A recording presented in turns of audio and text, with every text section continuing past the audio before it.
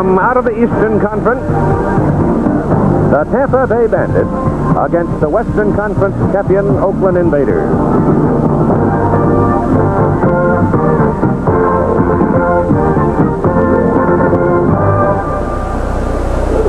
Well, you'd be hard-pressed to find a better kind of a day for this playoff game between Oakland and Tampa Bay.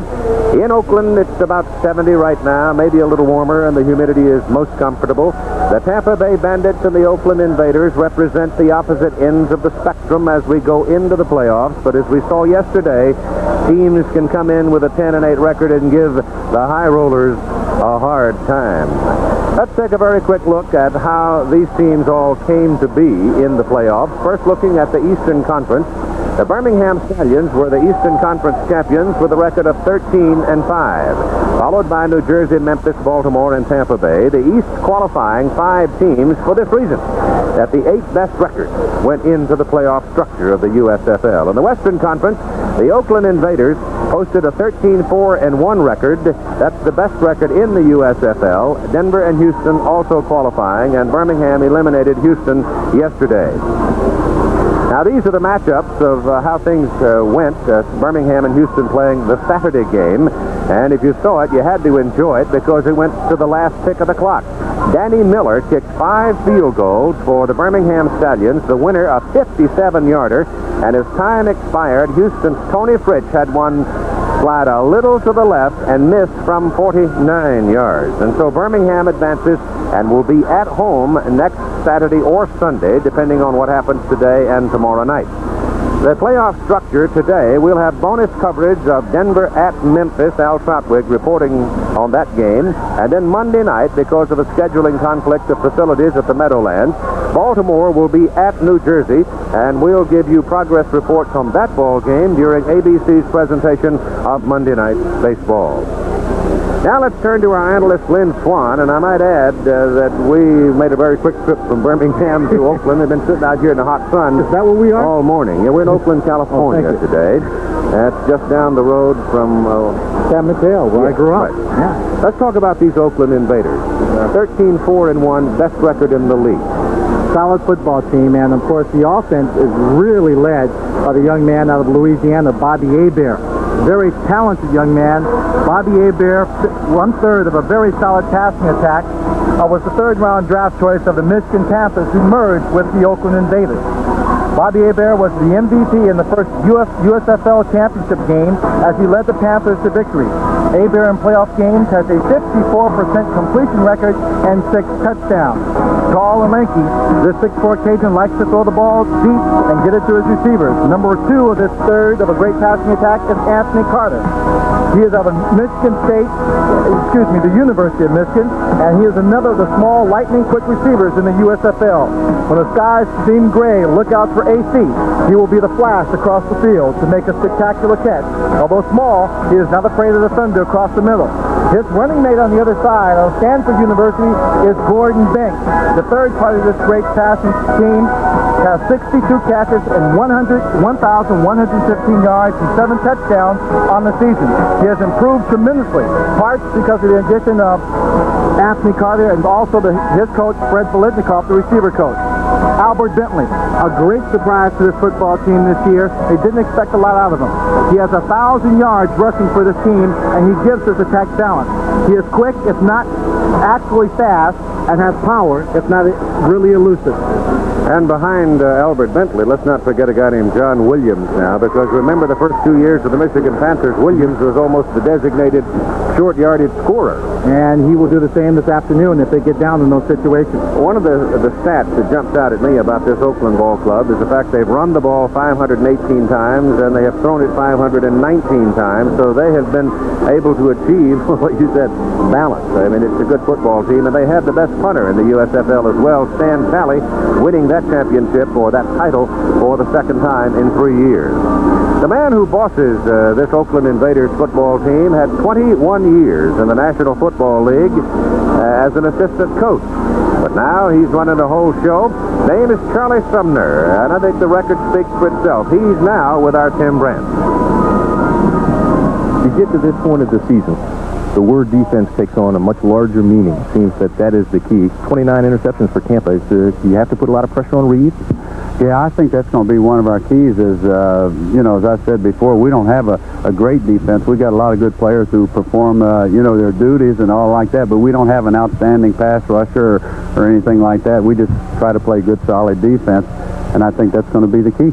Looking at the film, strengths and weaknesses, Angelo Snipes, I love the way he plays, and yet he hadn't played the last couple of games. Are you saving him for this one? Well, no, we weren't saving him. The last couple games we played were against teams that where the opportunity didn't present itself to. He's kind of a role player, and he knows what his role is, and he'll be in there today, though. How important is it for your team to score first? You see the record 13-0 when you score first, 0-4-1 when you don't. Well, I think it's looking at that, if you're superstitious or, looking at the record, I think it's very important for us to score first. You've been playing extremely well. It came out last week, 31-7 lead. Talk about the backside of it now and play the devil's advocate. Are you concerned with what was termed lack of intensity in a report I saw, or losing that lead, which has happened on occasion? I don't think it was a lack of intensity. We started making some substitutes a little early and got in trouble. But that seems to be our nature. It has been all year. Like New Jersey, we had them 34-13 and 20-3, at different times. And it just seems to be the character of our team. If we get in charge, we always find a way to give the other team a chance and get them back in the ball game. Is there any one thing that sticks out in your mind that you think could make the big difference today?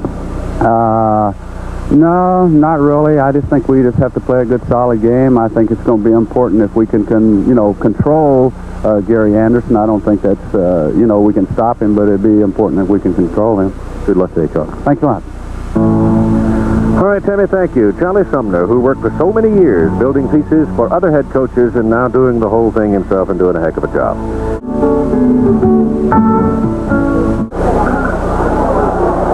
We're in Oakland, California for Tampa Bay and Oakland quarterfinal playoff game in the USFL.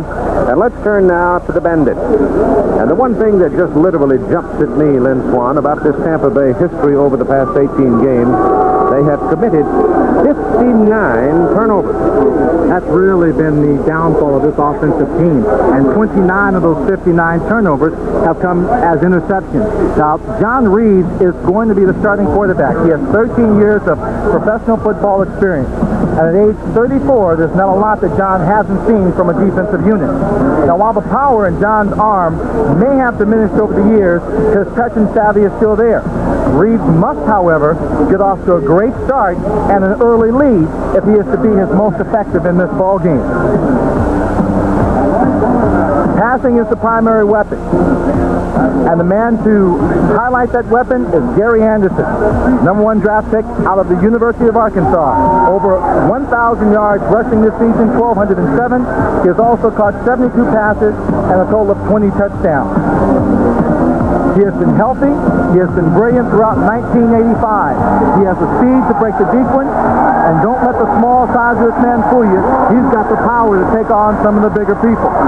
If he is healthy, if his attitude is up, which it has been throughout 1985, we can see him making the big plays, possibly breaking this game open early for the Tampa Bay Bandits.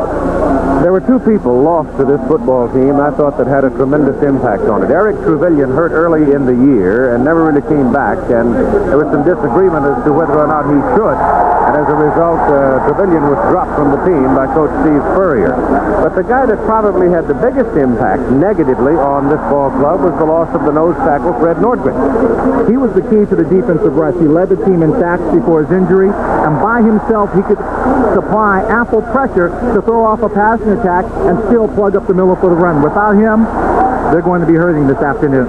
The quarterback situation is an interesting one. Tim Brandt will get that story now from Coach Steve Spurrier. And that'll be the first thing I'm going to ask you, Steve, is about the quarterback situation. I see where you really mulled over it this week and between John and Jimmy.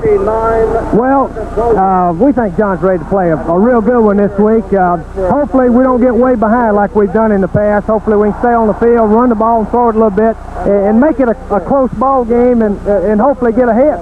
We talked a little bit in the open about bandit ball, but you come into a ball game like this, I'm not so sure ball control wouldn't be the key. Is that the direction you're taking? Well, obviously we need to stay on the field and not let their offense get it as much as possible. But we still have to throw the ball. We know that. We have to mix it up and just play a lot smarter than we've played in the last 6 weeks. When you throw, do you go to Jimmy Jordan? Well, no, John's our quarterback. I don't know what would happen to make a change, but Jimmy's ready. We got a lot of confidence in him. One final question about the defense. Without Fred Nordgren in there, how do you generate that pass rush that you're looking for? Freddie was our leading sack man, and we've got some other players we think can pick up the slack today, and they just got to play a little bit better than we've played in the past. All right, Steve. Yeah. Good luck today. Keith? All right, Tim, thanks very much. Steve Spurrier, Florida's only Heisman Trophy winner, as a matter of fact. Another important game going on today at the Liberty Bowl in Memphis, Tennessee. The Denver Gold and the Memphis Showboats. Al Troutwig now for a brief preview of that one. Keith, it seems that in light of the latest news involving the hostages in the Middle East, it's appropriate to be coming to you from the Liberty Bowl in Memphis, Tennessee. The Denver Gold and the Memphis Showboats in their quarterfinal playoff in front of an enthusiastic crowd in Memphis. I'm Al Troutwig, and I'll be providing updates as you watch the game from Oakland as to what's happening in this game. Denver and Memphis finishing the regular season with identical records, 11-7. This will be their third meeting, first in the playoffs. Once 2 seasons ago in 1984 in Memphis, Denver a winner by 4. Memphis, though, winning this year in the game at the Mile High City, 33-17. Now, the Denver Gold's last taste of the regular season bitter. They lost their last 2 games to Portland and Jacksonville. Those 2 teams did not make the playoffs. The Memphis Showboats won their last 3 games, averaging better than 36 points in each of those 3. Now remember, Bob Galliano, who had been Denver's quarterback, out with a concussion. Vince Evans will quarterback the run-and-shoot offense of Mouse Davis. We should have plenty of exciting highlights in this meeting between Denver and Memphis. It's a beautiful day at the Liberty Bowl in Memphis, Tennessee. Now let's go back to Oakland, California, and Lynn Swan and Keith Jackson. The flip of the coin has been made here at the Oakland Alameda County Coliseum. And the sun is out. They say the temperature's 70, but where I'm sitting, it feels like it's 90. Tampa Bay has won the toss, and they will receive the football. There have been many times that we have seen Tampa Bay, Swanee, come out almost passively. They don't come out just ripping and snorting and blowing at people. They don't seem to have that killer instinct when they come out. You heard Steve Spurrier talk about bandit football, and bandit football is that gimmicky kind of football where they try and fool you. A lot of misdirection, just a lot of plays that do not connote the kind of aggressive football I think you need to really start a game off with. Matter of fact, he's very often started off football games with onside kicks. The Tampa Bay Bandits will send Spencer Jackson and Steve Carter deep as the receive people. Carter's 11 and Jackson 88. They are both speedsters. Jackson may have a little more of the wide-open, blazing-type speed, whereas Carter is a little quicker and very effective in returning kicks for them. We're ready to go. The field is laid out in a baseball configuration here, and they kick off from the dirt. And it goes bounding down to Carter. And Carter, out of Albany State, a rookie, brings the ball well back up the field, getting 2 good blocks at the 25 and brings it back near the 35. And so they will start with this offensive alignment. At quarterback, you'll have John Reeves. Lining up behind him will be Gary Anderson, and Greg Boone is the fullback. Booney's got a broken bone on the top of his right hand. Willie Gillespie, Larry Brodsky are the wide people. And a man I think that has to play a major role in this ball game today, if Tampa Bay is to have any success, Marvin Harvey, the tight end. They're the big guys up front. We're ready for the first snap from the 35-yard line. Tampa Bay in the white. Give it to Anderson. No, Boone it is. Greg Boone. They had moved Gary Anderson out into a wing position, and you'll see that a lot. Occasionally, he'll come back on a counter-type play from that wing position, but more than likely, he goes out there to spread those linebackers and give Booney a little room if they can track him past the line of scrimmage. Many people believe that Gary Anderson is primarily a wide receiver and secondly a running back. He was drafted by the San Diego Chargers. They wanted to make him a wide receiver. He gained 6 yards, Booney did, on the first carry. Second down and 4. This time it does go to Anderson, and Gary is spun down after a yard pickup. The defensive alignment for the Oakland Invaders picks up with a 3-man front of Monty Bennett, Tim Moore, and Dave Browning. Browning coming off a hamstring injury. Linebackers are good. Smith, Plummer, Bentley, and Shaw.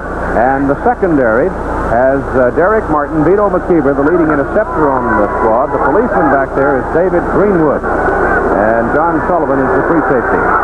It is 3rd down and 3. The ball goes to Anderson. He gets outside, turns the corner, dives for the marker, and I don't think he got there. Bentley and Plummer, the inside linebackers, both flowing with the play very well, and looked to me like they got to him before he got to the marker. Gary Plummer, number 51, Ray Bentley, number 50, seeing they hit him at the same time, high and low. When he dove, he really dove well short of the first down mark.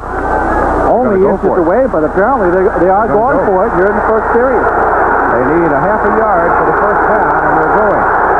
One of the trademarks of Bandit football. It's a gamble.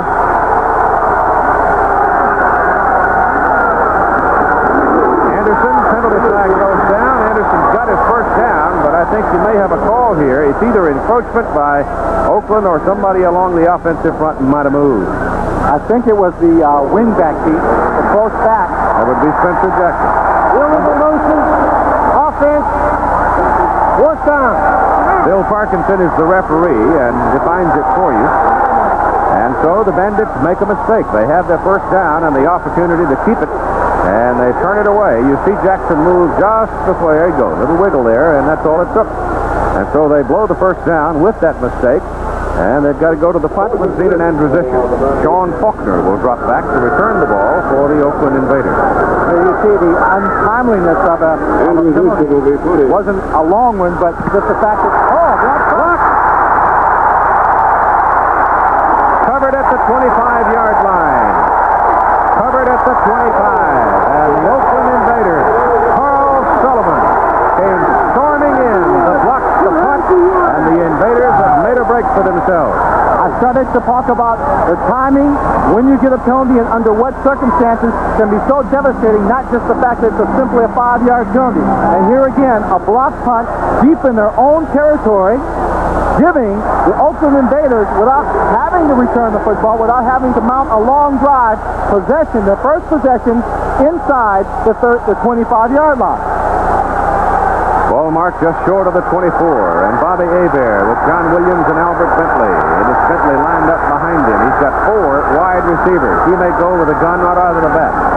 Very strong arm, and he's going to put it up and try to catch it in a hurry. Good protection. Pass is going to be picked off. Intercepted at the goal line. Momentum carries him into the end zone. Ball should come back to the 20. James Farrell stepping right in front of the pass.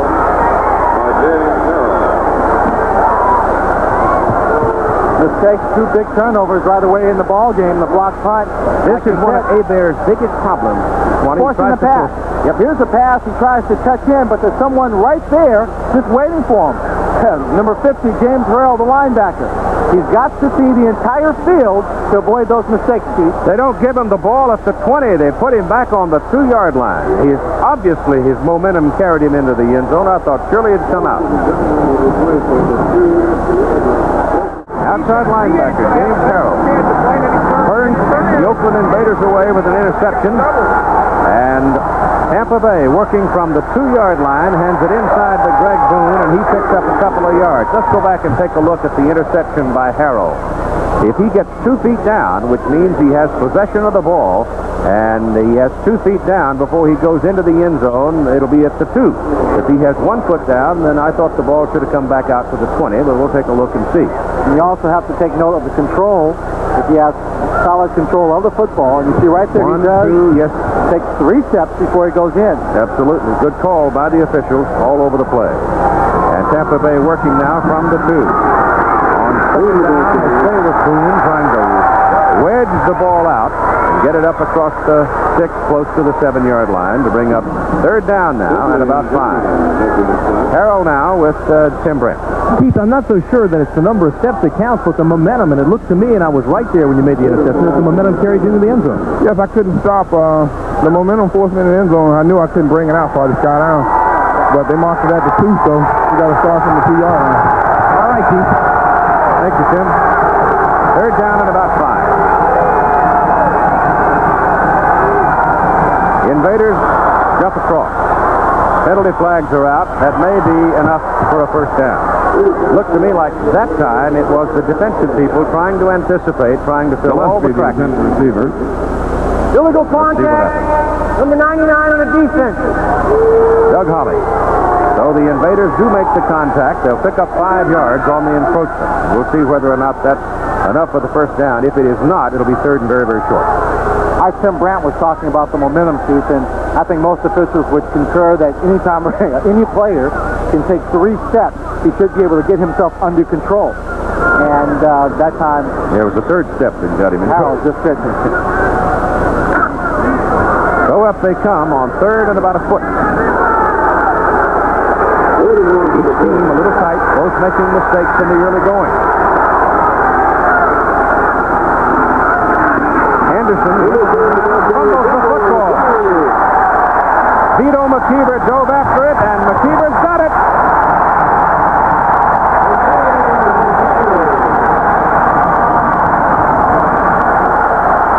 The fight's on the football field now.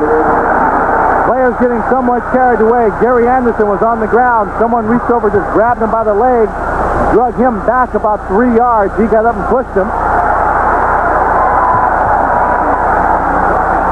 Let's see if the retaliator is the one that gets dinged with a foul here. It is Oakland's football. Dave Browning and Chuck Hitchcock got the ball. Vito McKeever picked that ball up and looked as if he was going to try and find some open room to run. I think he dropped the football, and then number 50, Ray Bentley, recovered it. Bill Parkinson sorting out the penalty. He's got a lot of sorting to do. The play is over. Unnecessary roughness on Oakland. It'll be first down for Oakland. Head linesman today is Roger McMinn, and he was one of those who got caught on the pileup along with the umpire Marvin Durenberger. Parkinson marks it off, and the ball comes back out to the 29, where it'll be a first down for the Oakland Invaders. Such a scramble around the football, and once it popped loose from Anderson, you couldn't tell who. The field is so far away from where we're sitting here, you feel like you're doing the ball from downtown San Francisco. And the sun shines all over the monitor, so you can't go to the binoculars, you can't see that much. Right there you see why they've had problems this year. Anderson fumbling. 59 turnovers coming into the playoff situations this year. From the 29 of Tampa Bay, a second opportunity now for the Oakland Invaders. Hebert gives it to Bentley. No, it is Williams, John Williams. Well, they moved Big John over the left side. Now, he was a short yardage man for 2 years with the Michigan Panthers, and I mean tough. He's out of Wisconsin, and he's got a lot of stock for a short yardage play. The 3 wide people that they use most of the time are Gordon Banks, Anthony Carter, of course, and Derek Holloway, and all 3 can fly. Holloway and Anthony Carter coming to the Oakland Invaders after the Michigan Panthers merged at the end of the 1984 season. Second down and 9. Hebert gives it this time to Williams, and Williams finds some daylight. Big block from Jim Leonard and Tracy Franz, and Franz really blew his man out of the way, and Williams takes the ball down to the 20. The defensive unit for Tampa, a 4-man front today, with Butler, Ramey, Morgan, and Clark, playing a 4-3, which is a departure from what they started the season with. Sankar Montouk, he's in there at linebacker. He's improved steadily. Alonzo Johnson and James Harrell, with Bailey Anderson, Quinn, and Mike Thurman as a secondary. And of course, Quinn was an all-star here in Oakland last year. Tom Newton is now in at fullback for Oakland. And Newton goes for the first down. It's a hard whack as he gets to the 19, falls ahead to the 18, and that'll be a first down. That was number 26. Dwayne Anderson that came up for the stop. Missing from that Tampa Bay Bandit defensive unit is linebacker Kelly Kirchbaum, who sprained his knee in the last regular season game against the Birmingham Stallions. I think he will also be missed, Keith, in this afternoon. He's one of the leaders of that defensive unit. There's a lot of experience along that front for Oakland, and Penny, Wiska, Leonard, Franz, Markham. Markham's played in every game that the Oakland team has played in the USFL. Ray Penny, a teammate of yours from the Pittsburgh days. On first down, Hebert steps, takes a short drop, goes to the corner, and it is overthrown incomplete. The pass intended for Gordon Banks. Mike Thurman was right with him.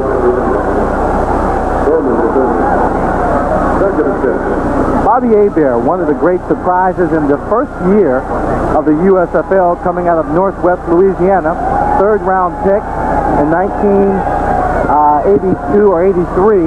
And you didn't really expect a lot out of him. You didn't know a lot about him. But as the season progressed, he got stronger and stronger. His confidence grew, and the arm and the receivers he had, his productivity just increased throughout the season, and again led his team to the first championship in 1983. He believes he can complete every pass. Sometimes he tries to force it, and sometimes he gets burned, as we saw a little while ago. They've got Carter in motion, and hand the ball off to John Williams. And Williams is rolled down short of the line of scrimmage by a yard. You see this already, Swanee, that Alvin Bailey and Mike Thurman, the corners, along with the strong safety Anderson, are committing themselves at the line of scrimmage. They are coming. What they're doing defensively, Keith, is I think they're inviting the Oakland Invaders to run the football. They'd like to see them run the football as opposed to pass it. Sure. I don't think they feel that they've got the great pass rush to go after Bobby Hebert. They've got the people in there. If you look at the formation, the middle linebacker doesn't really play in the middle. It's third down and close to 12. From the 20, roughly, as Hebert lofts one toward the corner, and it is incomplete. Hebert says the Gordon Banks play, and Mike Thurman able to get his hand on it and knock it away. Banks flashed open for a second, but Hebert was trying to touch the ball over his head into Banks and couldn't get it there. You've got to really put a lot of touch on this and just drop it in over the cornerback's head in order to have a chance. This time, Gordon Banks beats him, but right here the ball is just short. This ball has to be a little bit deeper in order to make it an easier catch for Gordon Banks. 37-yard field goal coming now with Novo Bojovic. Totaled 111 points during the regular season. Between the 30 and the 40, he was 3 out of 6. Red Bassano will hold it, reserve quarterback. Red beat him here at Oakland for 2 years. Until Hebert came to town. Bojovic hits it, plenty of leg on it, and it's good. So Oakland gets on the scoreboard first as Novo Bojovic hits from 37 yards, and the Invaders lead the Bandits by a score of 3-0 in the quarterfinal playoff action in the USFL. So far, it's been a game of mistakes between Tampa Bay and Oakland. The Bandits turning it over twice, deep on their end of the field. Finally, Oakland was able to cash in the opportunity with a field goal. And the kickoff now, Bojovic knocks it towards Steve Carter. And Carter at the 3. They play on grass here. Carter shakes loose and then is brought down.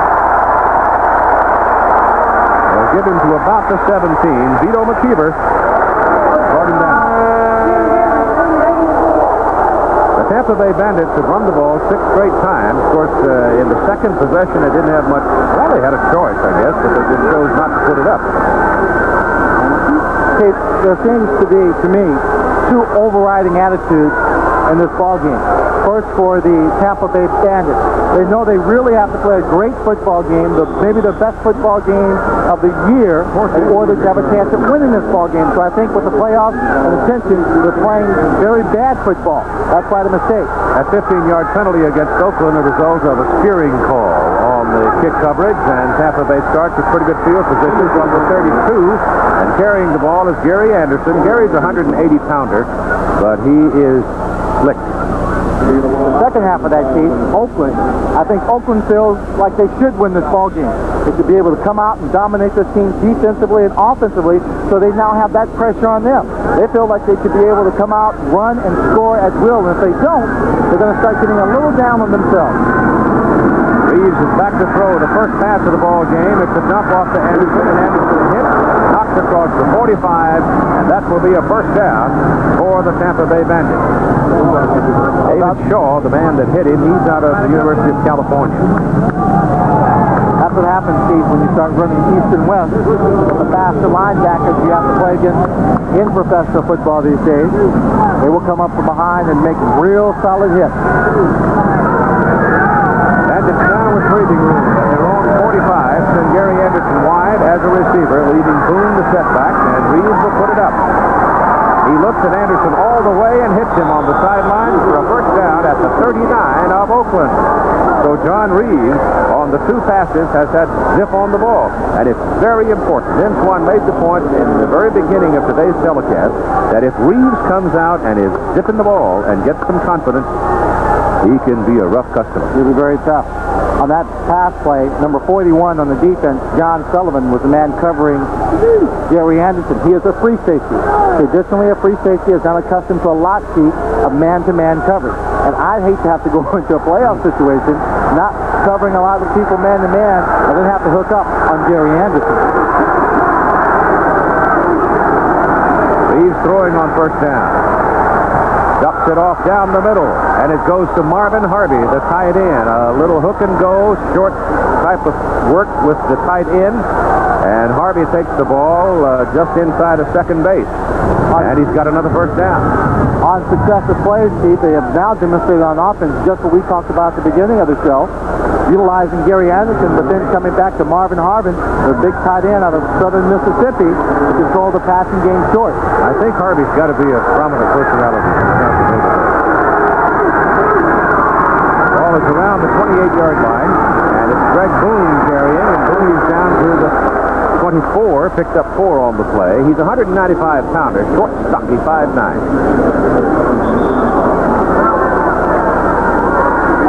The hash marks are so dim, it's kind of hard to tell exactly where the ball is. The back of Steve Spurrier. Can't see much of his personality from there. Play action, Reeves passes away, Harvey's got it, and it's going to be another first down as David Greenwood brought him down. Now Greenwood has got to come over. David is 6'3", 210, big, strong, agile, tough football player, and Greenwood is going to really have to brace up and play Marvin Harvey. If he keeps wandering around back there in the back trying to play combination linebacker position and help out in doubling up on the wide people, it's just not going to work. I think we are going to see quite a lot of man-to-man coverage by the Oakland secondary, and the matchup of Harvey and Greenwood should be one of the more entertaining this afternoon.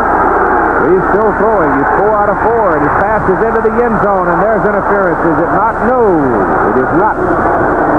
Willie Gillespie was the intended receiver. Willie was going down. He and Vito McKeever got tangled up. Both of them fell down, and no call. I have to wonder about the footwork of Gillespie. I've seen him fall down quite a bit throughout the season, Keith. He'll be running pass patterns, get down into the end zone anywhere in the field, and he'll seem to trip. Here, it's not pass interference. He gets tangled up in his own feet. That is second down and 10. The ball is at the 16 of Oakland. We used to try and find defensive backs with that problem and weave them, make them fall down. Get him across the legs and got it. That's it. Either movement or encroachment, probably movement the way they came charging across. False start on the offense. False start on Matt Newton, right guard. So the Bandits now, they're operating at the baseball end of the stadium, and if they were to have to go to a field goal situation here, they're going to be working around. Well, you'd have to start on the dirt and then kick from the grass, and that's tricky. That can be very tricky. Getting that foot planted securely. I would think, though, that Steve Spurrier's got to take a little heart, though, the way the Bandits have moved the football down the field.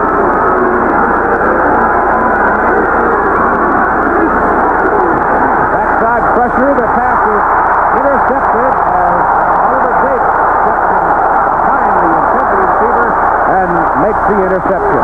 The interception occurred because John Reeves was hit hard from the blind side just as he delivered the ball. I talked to Charlie Sumner on Friday, and I was down in Birmingham, Pete. He said, in order to be effective against the Tampa Bay offense, we have to get some pressure on the passer, and for us, that means to blitz. We don't have the great guy who's going to come off the defensive line and make the play by himself, a la Fred Georgeman or Reggie White, who plays for the Memphis Showboats. What we have to do is blitz, mix up our defensive line play, and then apply pressure that way. That time it worked. That time it was Angelo Snipes, and if there is a designated quarterback hunter, it would be Angelo Snipes, and he was the man that hit Reeves. And during our presentation of ABC's Monday Night Baseball, we'll have progress reports of the Baltimore, New Jersey USFL playoff game, which will be going on at the same time. First down for the Oakland Invaders now, as the teams are swapping turnovers. Each with an interception, and Tampa Bay has fumbled it twice. Here goes John Williams again. And Williams swinging swinging out to the right, wanting to get over behind Markham and Franz of the big tight end Doug Cozen. And he got himself squared upfield and picked up about 3 yards.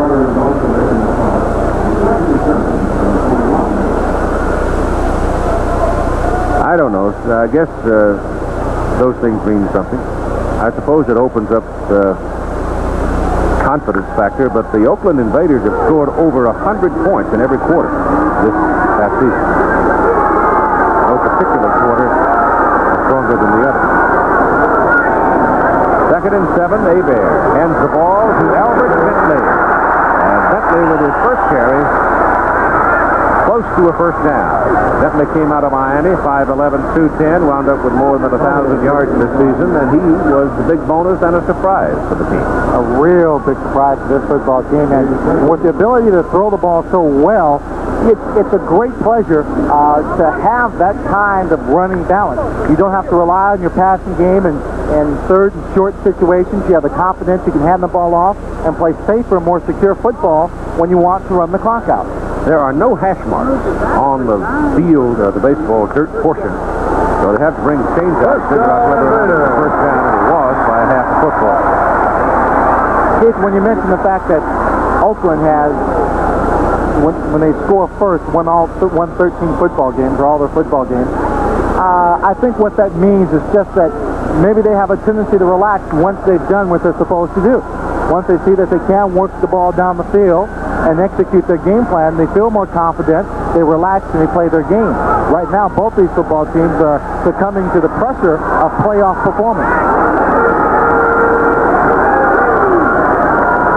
It was a first down. And Hebert still got it. Has a long time to look, and throws complete. He's got Gordon Banks. And you got a penalty flag back behind the line of scrimmage in the area of the quarterback, and it's probably holding. I'll tell you one thing, Keith. They're lucky that one didn't get picked off either. All right. Again, we're so far away from the field, sometimes it's hard to tell depth. But the man covering on the play was the cornerback, number 34, Mike Thurman. And Mike looked like he was only a few yards away from Gordon Banks when that ball was thrown, and really got a chance to pick it off. Also, it demonstrates the power in Bobby Hebert's arm to be able to throw it when he's that close and get it to the receiver. That nullifies the pass play. The ball is marked back to the 13 of Oakland, and it's first down and 20. Anthony Carter has come off the field, walking gingerly. Albert Bentley and John Williams now are the setbacks. Hebert drops. Setting up a screen, and it's off the hands of Albert Bentley. He pumped it once, did a full pirouette, and then tried to set the screen with Bentley, and he just simply threw it too high. Angelo Snipes, we mentioned a while ago, is a designated quarterback hunter. He's out of West Georgia, a rookie, and he's now with Tim Brent. We talked about him in the pregame, Keith. Charlie Summers said he's a role player, did not play the last couple of weeks. Is this your kind of ball coach? Yes, it's my type of team, you know. It's kind of like the quarterback has a 7-step drop back, 7 or 8-step drop back. So it gave me time to go and get pressure on the quarterback. Almost had that last. Yeah, I almost had it. You know, I just kind of like timed it a little bit, you know, too late there. All right. Back goes Hebert to throw again on second down and 20. Gets it out here to Bentley. Bentley is caught and tracked down. And he'll be looking at third down and about 12. Next time you talk to Snipes, Timmy, tell him I remember West Georgia College when it was West Georgia A&M. That's where my mama went to school.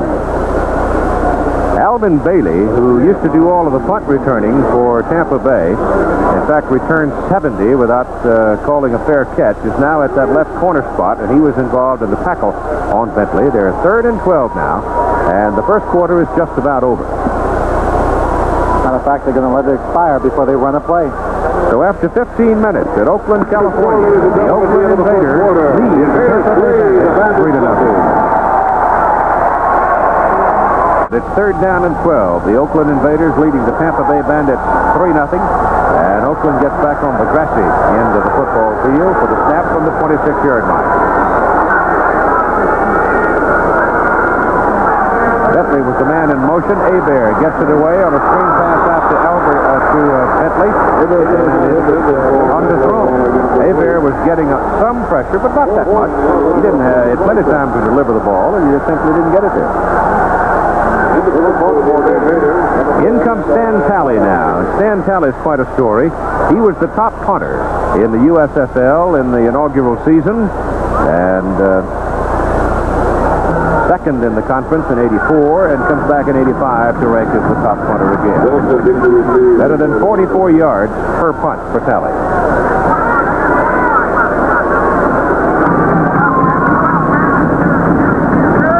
They got 9 Bandits up there going after him.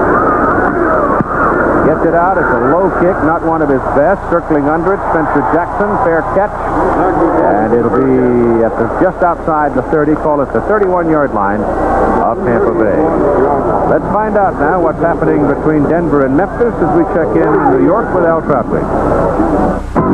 This USFL update from the Liberty Bowl in Memphis. There have been plenty of mistakes, most of them coming from the Denver Gold. 1 interception by Vince Evans and 2 fumbles. The latest fumble, recovered by Mossy Cade, sent Memphis up the field from their own 26. Mike Kelly to Greg Moser from 7 yards.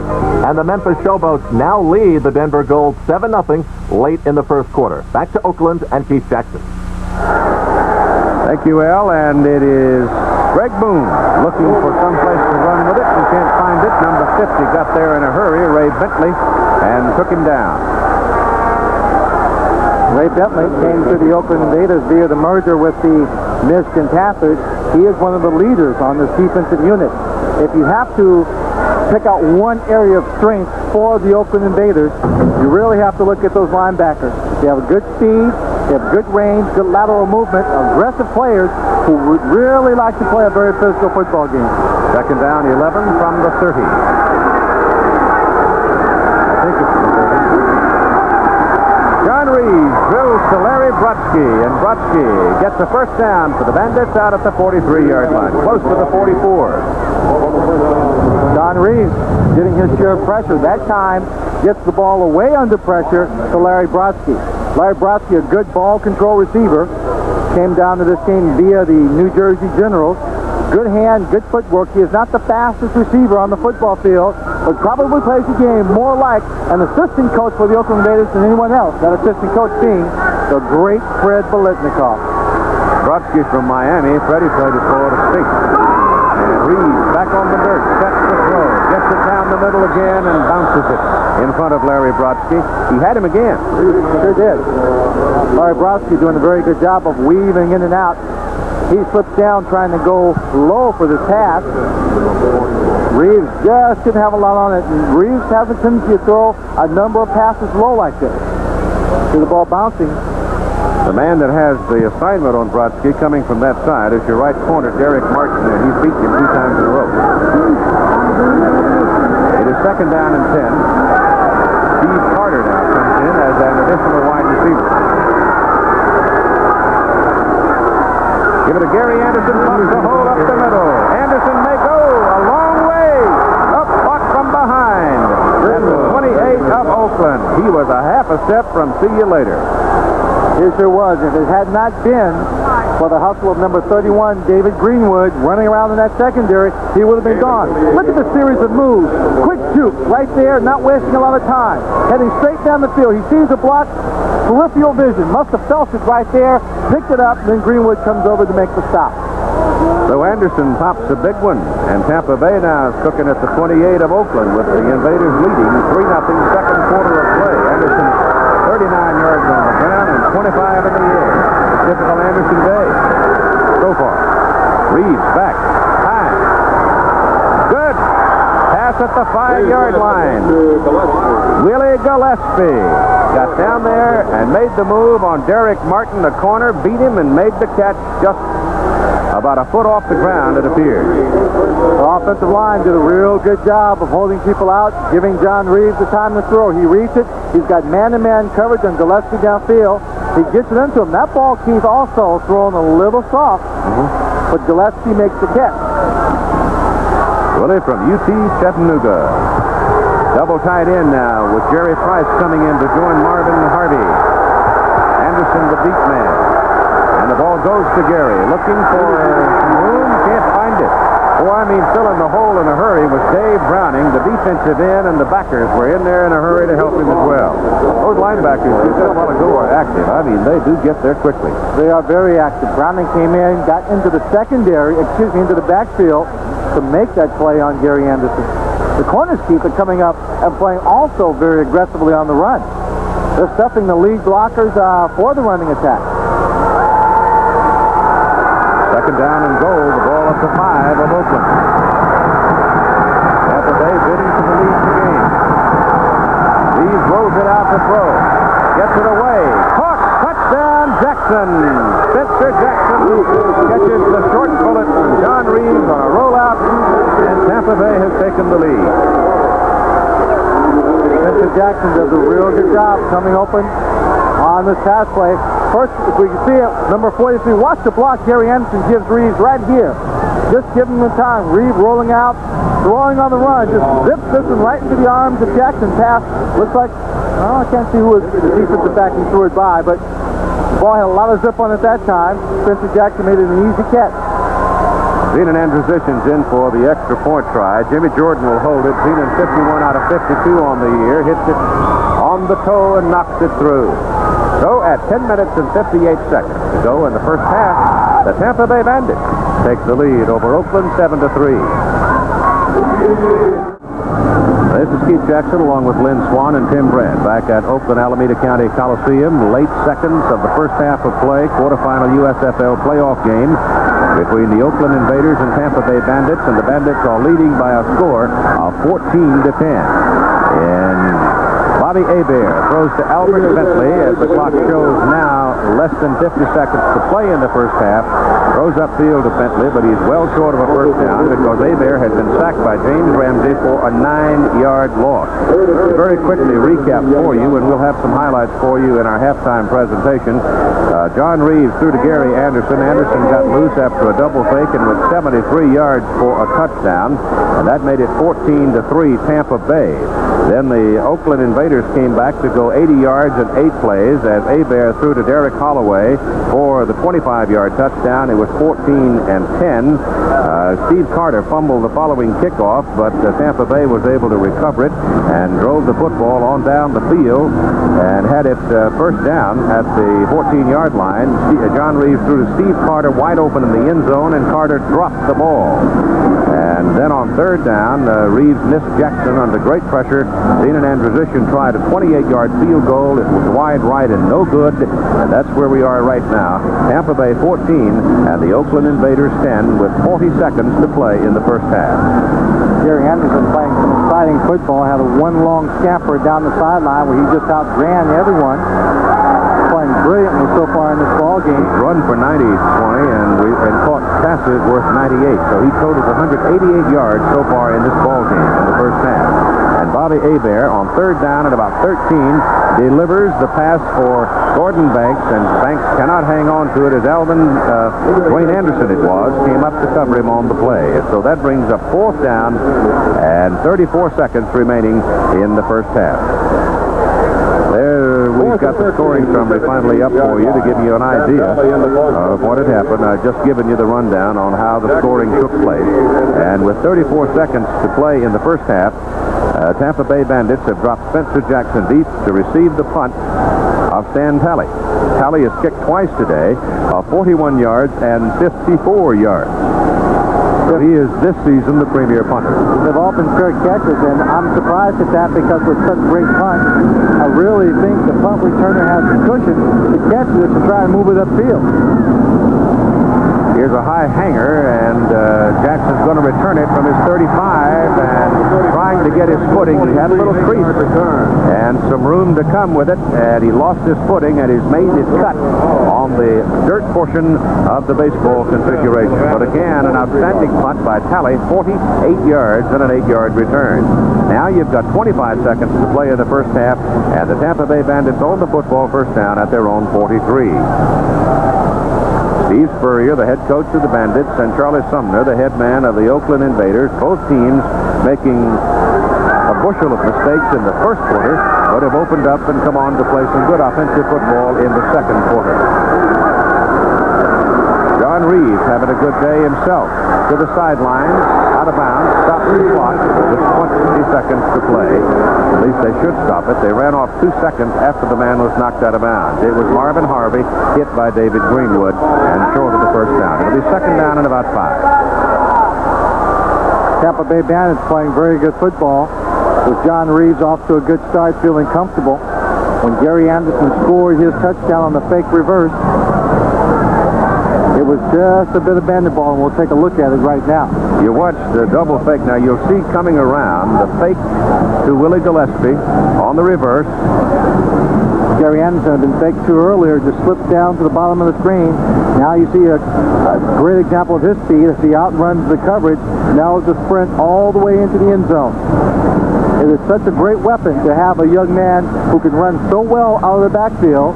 And then, when he comes out into that secondary to run a pass pattern, you have a very fine wide receiver. That goes into the books as the longest pass from scrimmage, reception and touchdown in USFL playoff history. Derek Holloway is a youngster out of Arkansas, played on the team with Anderson. And you see Hebert from the 25 now, and he's going to find Holloway all alone as little Derek slipped away from everybody and brought it down for the TD. Reeves is now 9 out of 14 for 164 yards, 2 touchdowns and 1 interception in the first half. And John is throwing on second and 5. Goes underneath with it to Gary Anderson. There are 2 men there to grab him, but he's going to have a first down.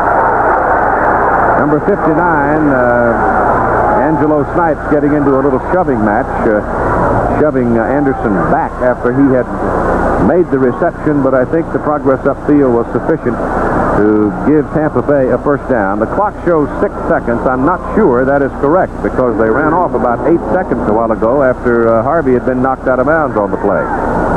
Steve Spurrier also complained to the officials about that, but I do not see where they made any correction on the clock. Of course, we might not know that. You need semaphores sometimes to get communication from the field up here. But he's going to be marked short of the first down. All right, here's Tim Brandt. He'll explain the clock. Keith, the clock is correct. It's 6 seconds according to the ruling. When the pass was thrown out of bounds, the referee said he didn't get out of bounds, and they let it run, and they took a Tampa Bay timeout to stop it.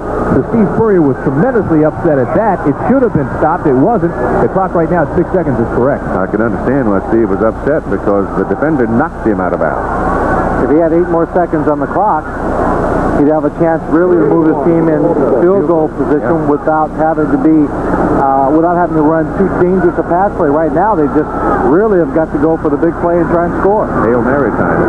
That's it. Down the middle, Jackson. He's got it, but can't get away. And time has run out as Jackson comes down at the 13-yard line of the Oakland Invaders. So there's a perfect example of what Swanee was talking about, that if they had been able to save the 8 seconds, they would still have about 6 seconds or so, and you know that Andrew Zishin would be at least better than a 50% shot from that place on the field. But nonetheless, we are at halftime in the USFL playoff quarterfinals. Tampa Bay leading Oakland by a score of 14-10.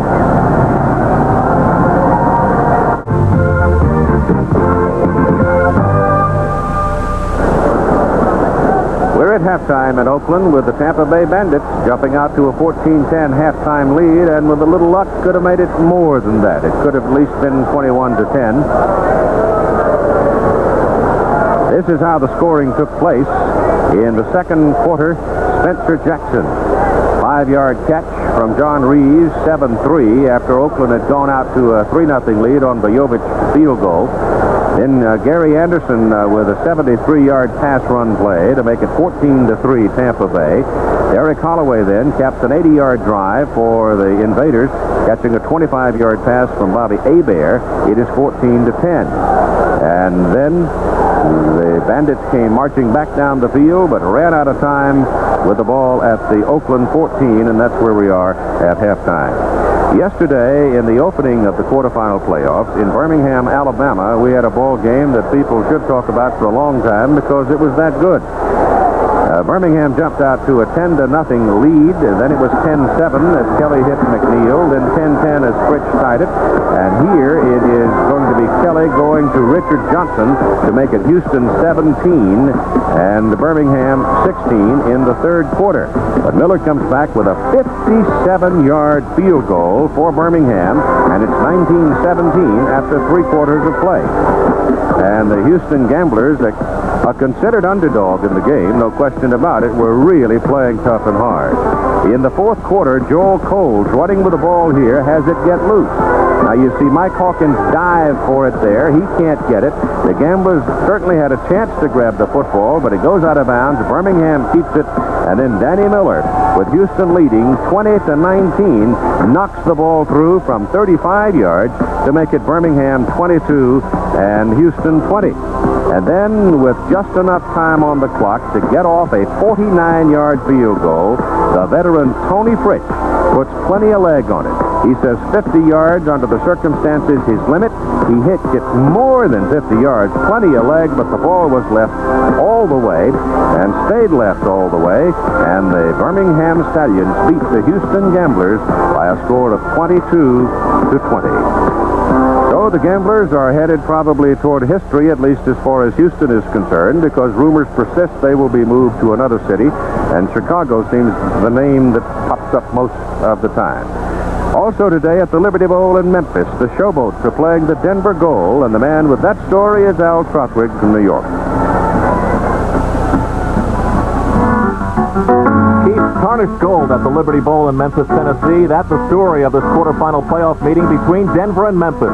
Very first play of the game for Vince Evans, the quarterback for Denver. Interception by rookie Mossy Cade of the Memphis Showboats. The ball at the 41-yard line. Later, an Alan Duncan field goal missed by Memphis, but it was an indication of things to come. On the very next possession, Vince Evans for Bill Johnson. Fumble. And Carlton Rose was there for the Memphis Showboats. On this possession, Memphis would have to punt the ball away. So, on these opportunities, they were 0 for 2. On the next Denver possession, Vince Evans finds Gil Siegel, a 41-yard pass. It looked very, very promising for Denver until the ball popped loose. And it was Mossy Cade there again at the Showboats' 26-yard line. The first 7 plays for Denver, 3 turnovers, 1 interception, and 2 fumbles. Now, on the 7-yard line, Mike Kelly, for the Memphis Showboats. For Greg Moser just inside the goal line, 7-0 Memphis in the first. 2 Alan Duncan field goals in the second quarter, and now only a couple of minutes to go in the first half. Showboats leading Denver 13-0. Back to Keith Jackson.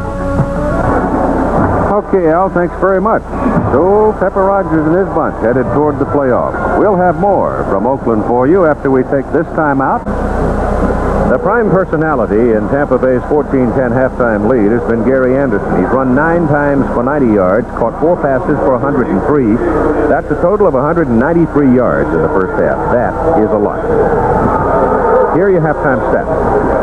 As you look at the disparity in the stats and number of total yards, you can see that Tampa Bay has just been moving the ball very well up and down the field. The turnovers have been very important. They indicate the kind of nervous play that's been going on in the first half, and I'm sure both coaches hope to alleviate that as the kickoff is now in the air for the second half. And from the 3-yard line, Sean Faulkner breaks to the outside with it, and he is thrown down up around the 23-24. And there, the Oakland Invaders will go to work. The loser of the ball game will go home.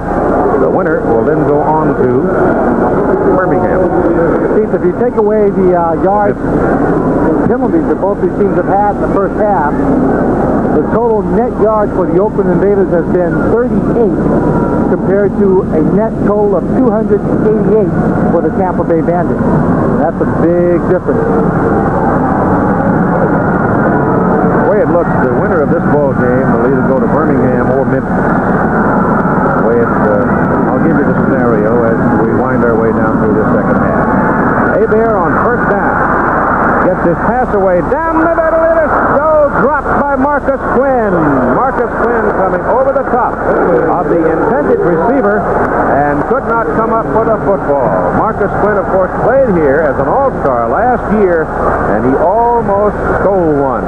Last year, he led the league in interceptions, came in this year, and thought that he had some words of a promise of a new contract coming back this year. Things got a little unsettled. He was traded to the Tampa Bay Bandits, and that would have been an appropriate pickoff for that young man, but he just couldn't hang on to it. Bentley was the intended receiver. It is second down and 10. Bear has been intercepted once already today. And he hands the ball to Bentley. Bentley trying to get outside. Will not do it. They sent him up right at the 20 and a loss on the play of 3. James Ramey and Mike Clark gang up on him. Mike Butler in the first half was x-rayed for a possible broken finger. I don't know too many defensive linemen, Keith, that have fingers that are straight. No, you're right. Who have been played football for years.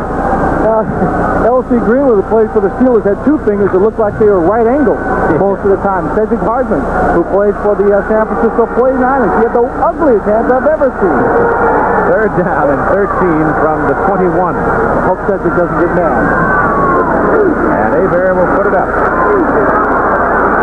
Going big down the middle for Gordon Banks, and he's got it. And he is brought down at the 40. 41, they're fighting over the football. It's loose on the ground. The whistle was blown. They'll call it dead at the 40-yard line. Oakland Invaders maintaining possession. That's the Tampa 40. Big play.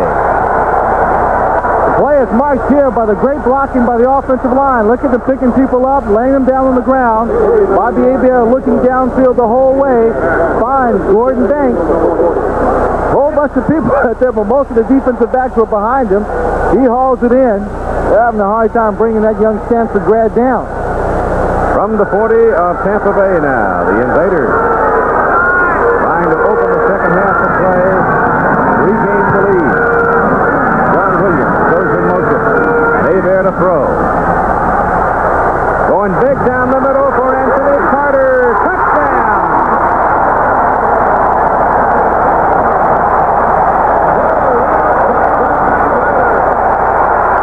He just simply outran Marcus Quinn.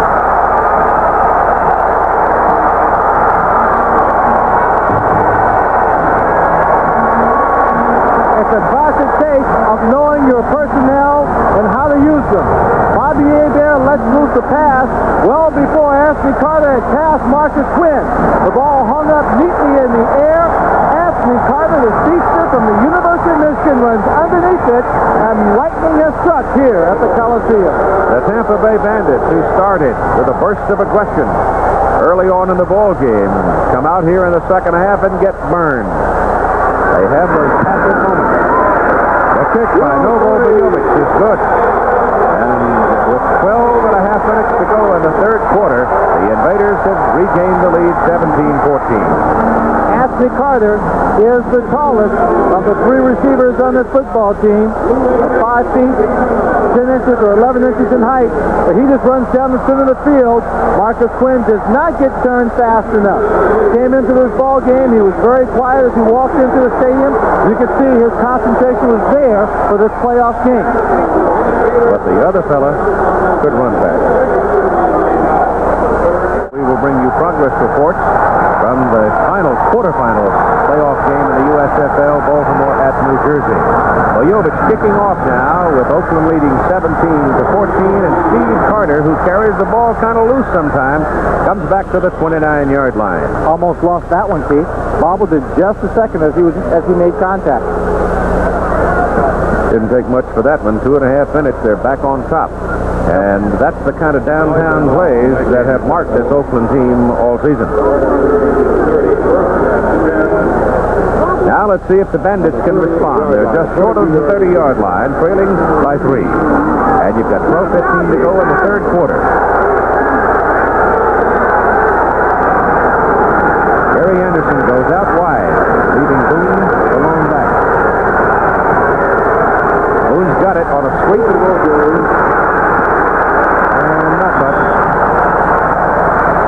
Give him about 3. Here's Anthony Carter now with Tim Brandt. All right, Keith, you said you wanted to get the ball sooner. Tell us about the touchdown. Well, yeah, they was in a man coverage. Basically, we saw Q had a basic, combo combination of defense, what we call it, and, you know, we playing with Quinn early in the season. We know we can beat him deep and not taking anything away from Marcus. He's a great defensive back. With the defenders, you knew with your speed you could get open? Oh, yeah, all day I thought I could get open. It's just a matter of time. I think they're trying to test out my knee. All right, AC. Keith. That reference to the knee, suffered a severe cut on it a couple of weeks ago. Misdirection play with Gary Anderson trying to get around the corner, and John Sullivan is the man, the free safety, who read it right, stayed with him, and shoved him out of bounds well short of the first down. He cut that knee and had 10 stitches across the kneecap. As a consequence, Anthony Carter did not play in the last regular season football game to give it a chance to heal. So it's not the kind of knee injury like a ligament damage or a cartilage. It's just more of a surface wound that they just don't want to remain open. Aggravating. 10 stitches is worth handling gently. I don't know. I got 8 stitches in one game in the first half and had to come back and play in the regular season game. John Reed back to throw it. Good protection. 3rd down and 6. Gets it out, and it's intercepted. Picked off by Vito McKeever. Intended for Willie Gillespie. McKeever intercepting 6 passes during the regular season as claim number 7. This is an excellent interception for a defensive back. Again, you'll see the great time that Spurrier has all day long to find his receiver, going to Gillespie. Now watch McKeever come up, and he fights for this football. It pops up in the air, he maintains position, and just goes after it. He wanted that football more than Willie Gillespie. He goes after it and takes it away. Gillespie did well, though, in recovering to make this tackle to stop him from going into the end zone. Bandits 2 interceptions and 1 fumble. First down Oakland, just short of the Tampa Bay 35. Pressure's on the Bandit defensive people now. Double reverse here with Derek Holloway carrying. He's got to escort him out there, but there are just too many white shirts following the play. It was slow developing. It looked like he might be wanting to let one go downfield. That was a gadget play all the way, Keith. He ran the reverse. He was looking for Gordon Banks downfield to throw the ball to, but the man who covered on the play wisely gave Gordon Banks room, stayed behind him, and did not come up to try and force a tackle or make the tackle on the reverse. So there's some loss on that play. No, there isn't either. He wound up with 1, 2, 3 yards. I thought they might have marked him short, but they give his second effort progress and call it 2nd down and a long step.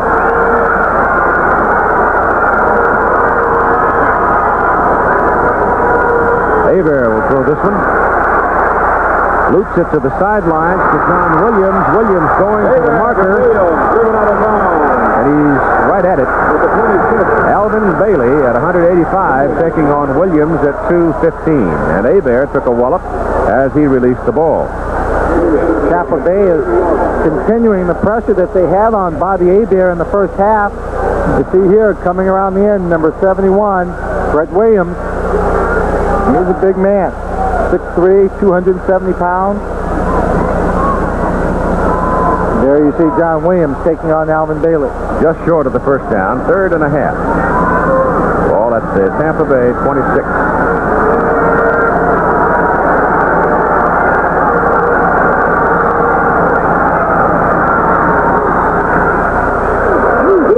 Tom Newton, a fullback from California, hangs in there at 240 pounds and gets the first down. Newton had 6 years with the New York Jets. Neutron. Hey, he came up to the line and really didn't have a lot of help in terms of a hole. Just used his leg drive to plow through and then bounce to the outside to pick up the first down. If the Oakland Invaders win this ball game today and go to the semifinal round of the playoffs, they will play on the road because the Oakland A's will be playing here next weekend. Baseball.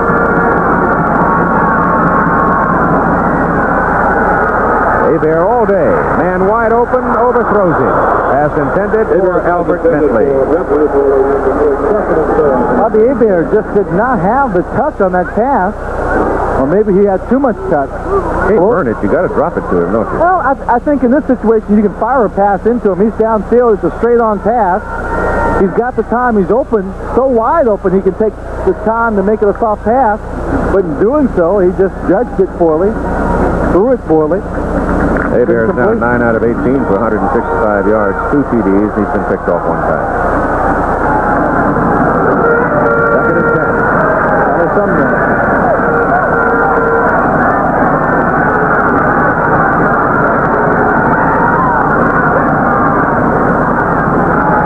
Bear looping one. Who's got it? It is intercepted by Mike Thurman, intended for Gordon Banks. Mike Thurman had excellent position.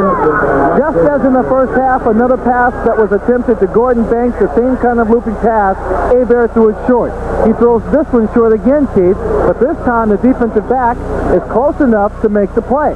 That man being number 34, Mike Thurman. And he goes up, he catches the ball first, then Gordon Banks tries to take it away from him, and he can't. They go out of bounds. The ball will be brought out to the 20-yard line. Tampa in possession. So the Bandit defense does its job. First down, Tampa at the 20. All-time hit record.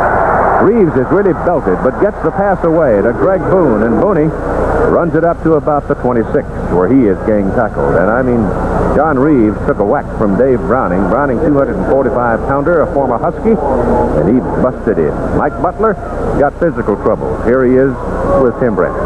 Before this game started, Bobby Hebert said one of the guys he feared most and had a tough time with in the past was Mike Butler. Mike's got a broken hand, did it in the first quarter. Keith, how'd you do it, Mike? Well, it was on short yards of the second series. I was trying to make a tackle on the fullback coming up there, and I got it twisted somehow and it broke. All right, Mike's out for the ball game, Keith. Big loss. Gary Anderson trying to dive over the left side, and Browning and company will have no part of it over there. And so Tampa Bay now will be looking at third down and about 3 yards. Maybe 4. It's close to 4. Obviously, with Butler out and also the loss of Fred Norgren coming in this ball game, that really leaves the defensive line of the Tampa Bay defense decimated. And not a lot of power in there. Means the guys, the backers and the corners, everybody's got to come up and help support some, because these Invaders can run the ball and they don't want them to do it. But if you get two support involved, then they're going to burn you to that beach stuff. And Reeves looking at the play that has been called and the way the Oakland defensive people had shaped it, and John didn't like something, so he has spent a timeout here in the third quarter of play with 8:01 to go, and Oakland leading by 3. As his Tampa Bay Bandits trail by 3, and they're looking at third and about 3.5 to keep the ball. Gillespie is wide. Harvey reflects out, tight end, and back goes John Reeves to throw it.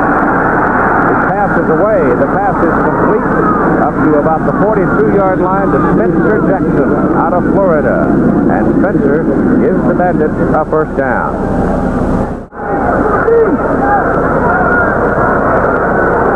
From the 43.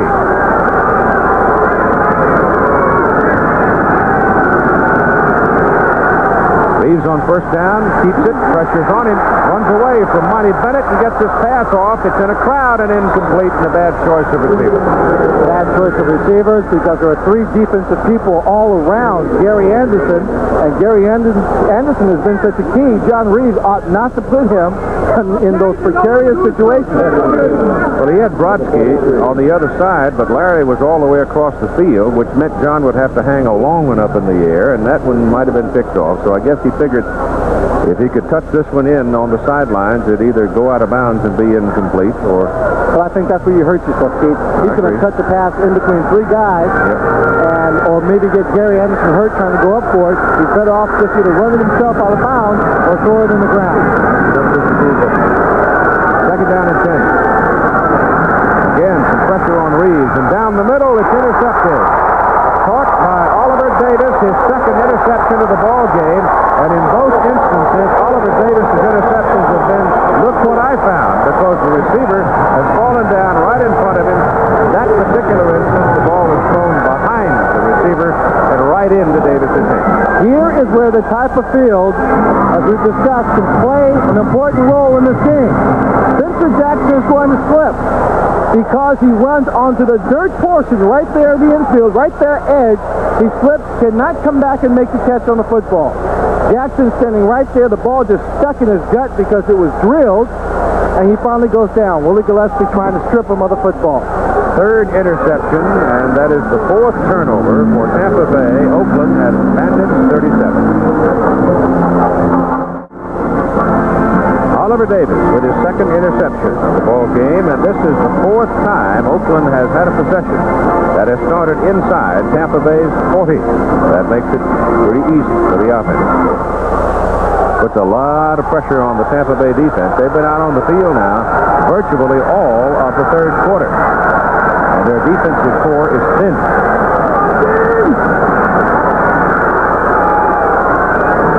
Hebert trying to cash in this opportunity, gets his pass away, flips it out to John Williams, and Williams has got 8 yards. Update now on the goings-on between Memphis and Denver with Al Trotwig.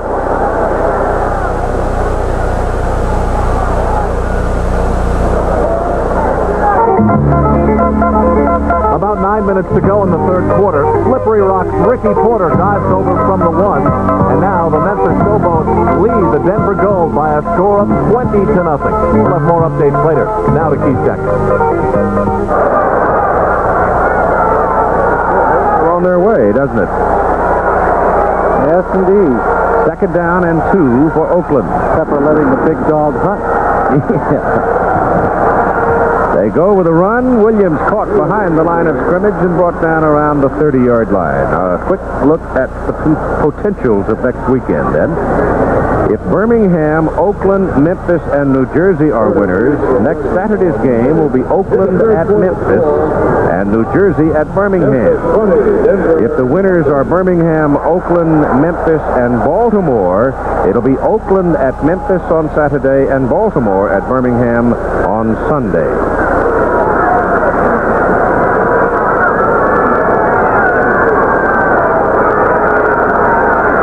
Third down and a good 3 yards for Oakland. From the Tampa Bay 30-yard line, Hebert looks to throw it and throws it to the official as the whistles blow. The 30-second clock has run out. Delay of game, 5-yard penalty again. That's a very good presence of mind on Bobby's part. That's true. The defense was shifting around just a bit. Marcus Quinn looked like he was coming in on a blitz. Hebert possibly calling an audible at the line of scrimmage. Did not have the time and sustained the 5-yard penalty. Give you one more scenario here. Birmingham, Tampa Bay, Memphis and New Jersey winners. It's Tampa Bay at Birmingham Saturday and Memphis at New Jersey on Sunday. One more. Third down now and 8. Hebert going big with it. And Marcus Quinn, for the second time in the second half, has his hands on an interception, but can't come down with it. The pass was intended for Derek Holloway, number 29. Looked like number 20, Warren Haneke, went up for it, was going to make a great one-handed interception. Marcus Quinn, number 40, was coming from his safety position, the same thing in mind, and what happens is that no one comes away with the football. But more importantly, Oakland doesn't get the completion. And Novo Bojovic now has come in for a hero-sized field goal try of 52 yards. His long of the season, 51. Everybody wants to be a Danny Millen.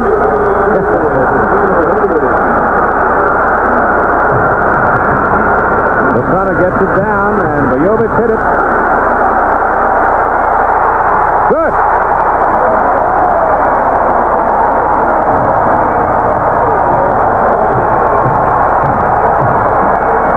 Bojovic, not short on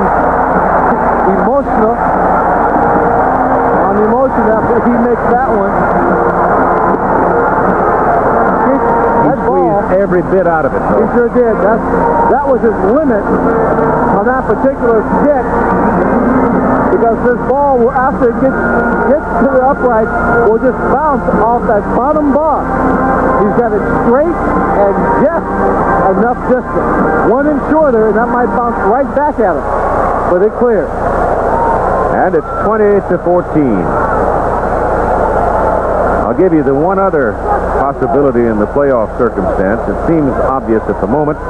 Birmingham, Tampa Bay, Memphis, and Baltimore. It would be Tampa Bay at Birmingham Saturday and Baltimore at Memphis Sunday. So I won't belabor the point. We'll wait till the end of this ball game, and when we have a final report out of Memphis today, then we can pretty well tell you what's going to happen. Well, you already know what I think is going to happen.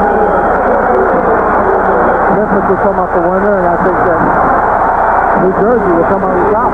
Can't hear you, Tony. I think that New Jersey is going to come on top of Baltimore. I know you feel that way. The kickoff goes to Carter, and Steve Carter, fighting for yardage, gets it back to about the 27. First down for the Tampa Bay Bandits.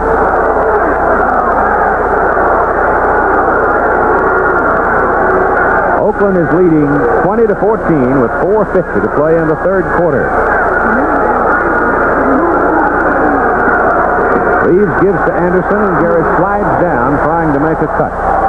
He wanted to cut back over the left side when he saw nothing in the middle, and he lost his footing. Gary Plummer was there, but it was academic because Anderson was already down. He saw a lot of blue. Certainly did. Randy McClanahan had a huge ball game last week, an inside linebacker. McClanahan played 4 years with the Raiders and a year with the Bills out of Southwest Louisiana. And he had a big ball game in the finale against Houston a week ago. Second down and 10.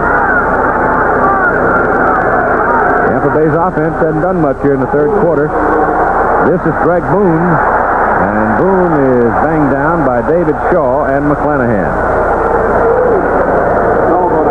Novo Bajovich, 52 yards. You think he's happy? Well, listen as he talks to Tim Brent. You got it across. I know you've got to be excited to show some emotion.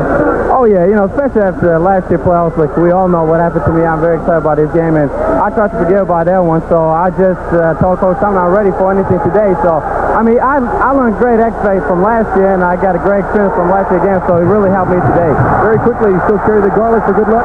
Definitely. I'd like to say hello to my wife, Linda, and all the people in this. Hi, Keith. That's Larry Brodsky carrying the football down near the 20-yard line, but there is a penalty flag thrown all the way back at the line of scrimmage.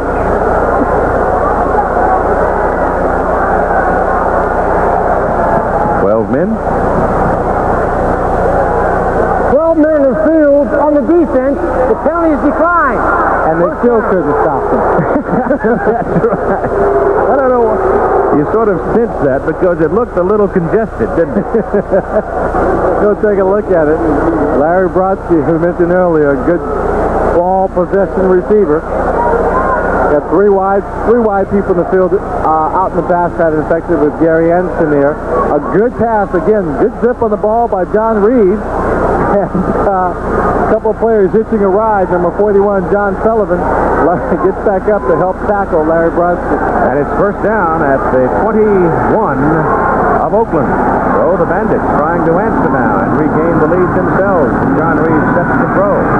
Goes to Anderson. Gary makes a diving catch right at the marker, and it's good at the 11. An interesting call here, Keith.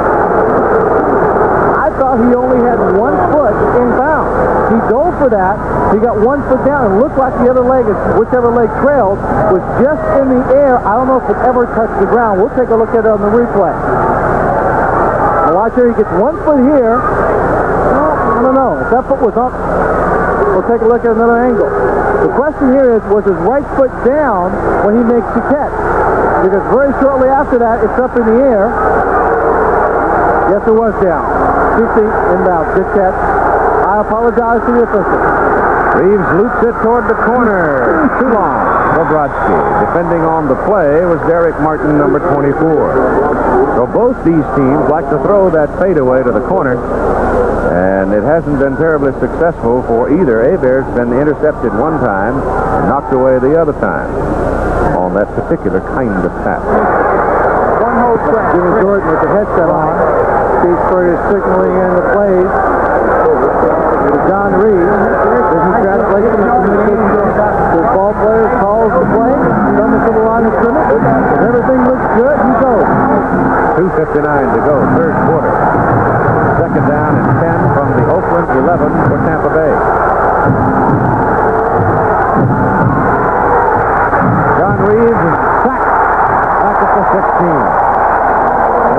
nobody available. There's a penalty flag, however, in the end zone, and Martin and Brodsky are arguing as to who's guilty of what. John Reeves expected the blitz. They gave it to him. Holding 24 on the defense. First down. Oh, it's a heavy call against the Oakland Invaders' Derek Martin. He got tangled up with Larry Brodsky, and the penalty goes against the defense. They anticipated this blitz, Keith. You see John Reeves, he'll come back and he'll take a very short drop. He doesn't try and go back deep, and he's looking for a receiver to go to very, very quickly. He didn't have the receiver. All his receivers were covered. The pressure gets to him, and he has to jump the ball away. And there's the holding at the top of the screen. Martin of Larry Brodsky. Holding is on the safety field. On first and goal, Reeves keeps it. John running for the corner. Touchdown.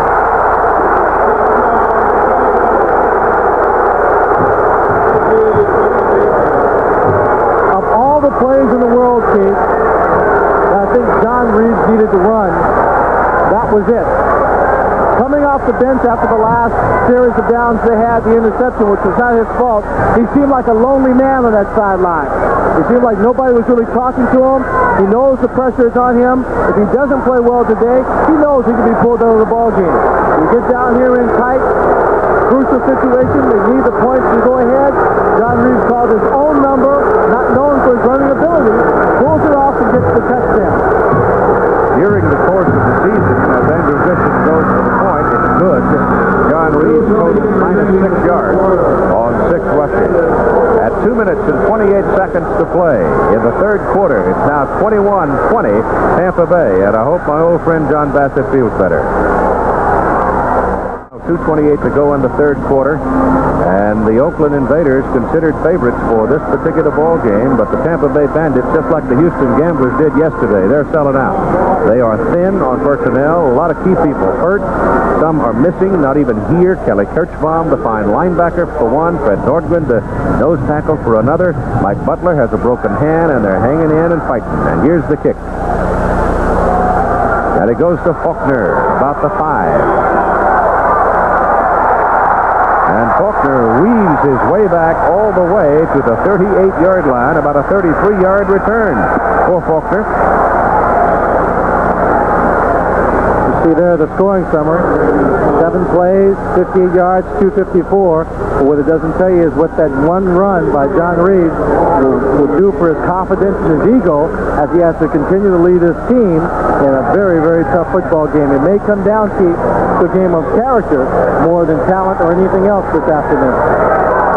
John has had his ups and downs in his life. He's righted himself after some tough times, and I'm just happy as I can be for him. Call it the 39-yard line and a first down.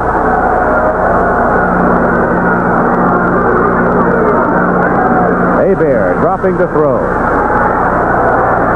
Screen pass set up for John Williams. He makes something out of it. Close to a first down.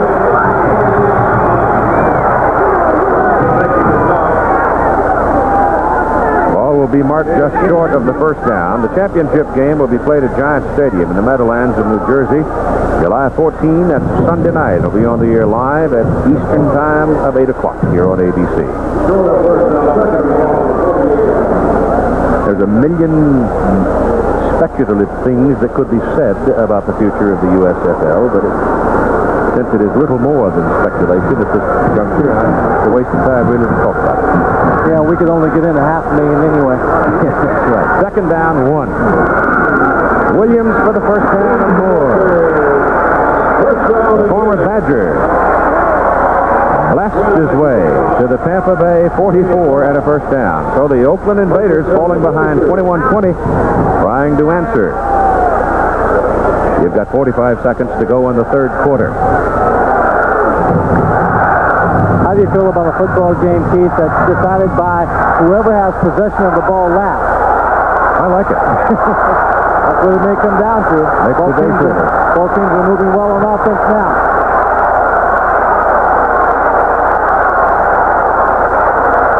Hebert looked like he had a little trouble getting the snap off. They set up another screen play, this time with Bentley, and Bentley is overrun by Al Richardson. Richardson had a clean shot at him, and Bentley ducked under him, and you've got a penalty flag thrown at the tackle point. Now, I've played a lot of games here at this Coliseum. That little move, ducking under an arm, something I didn't learn Gain of 5 yards. here until it was too late.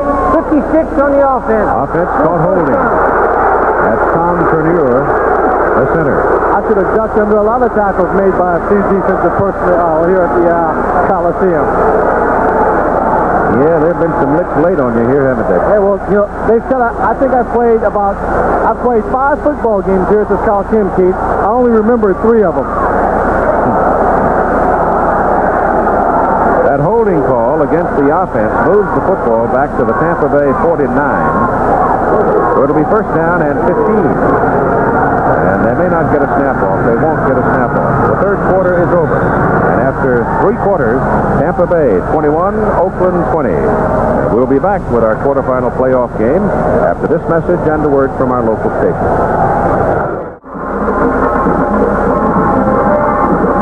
The crowd is the 4th largest of the season, 19,346.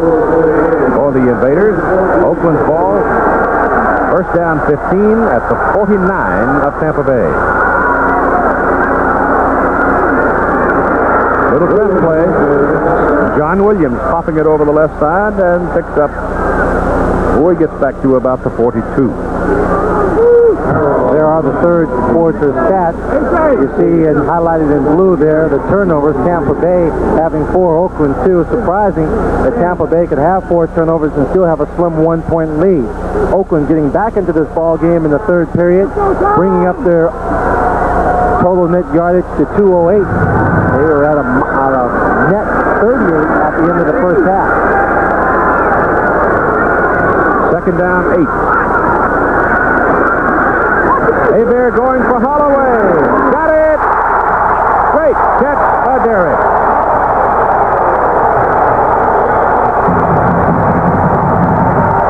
Boy, he is a big play kid, isn't he?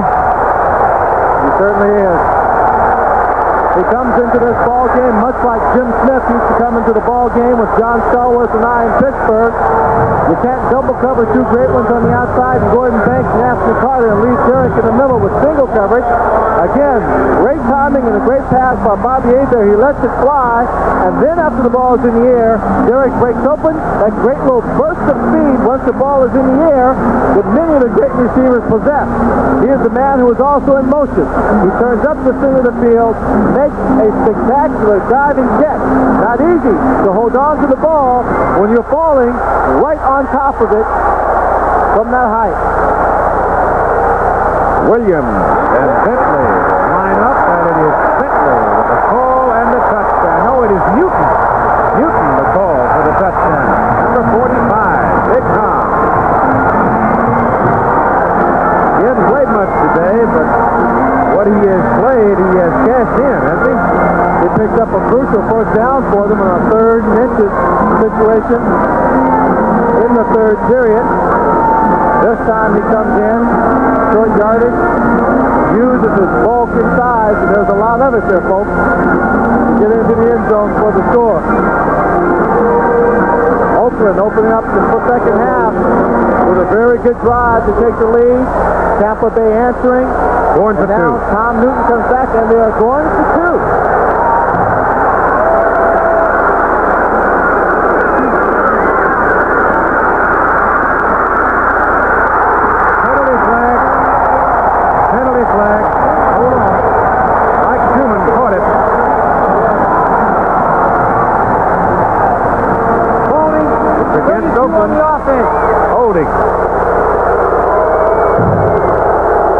Will just have another shot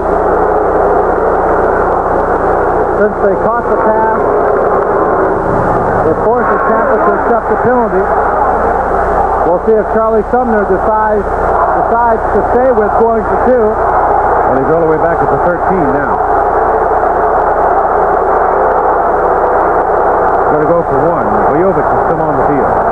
The reason Charlie Sumner wanted to go for 2, obviously, is that it would be 21-28 and a touchdown by Tampa would only tie the ball game. going for the extra point, making it, if it's good, make it 27-21. And if they score a touchdown, Tampa Bay would obviously go ahead by 1. It'd be that seesaw effect. The extra point try is from 30 yards after the penalty. No problem.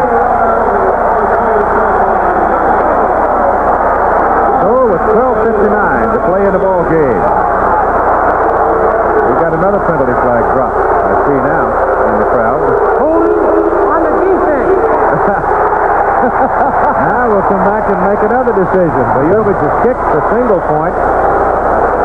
Defensive holding is 5 yards, so.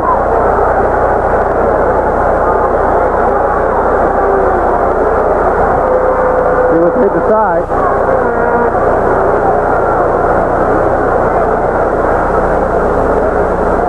If he misses the extra point, or if they don't get it, it doesn't really change the picture. They remain in the lead by 5 points, and Tampa still has to score a touchdown to go ahead, and they would only be by 2, which means the field goal would still put Oakland back on top.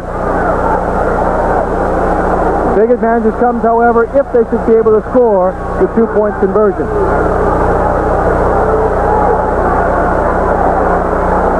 How big is the penalty here? Defensive holding, usually 5 yards.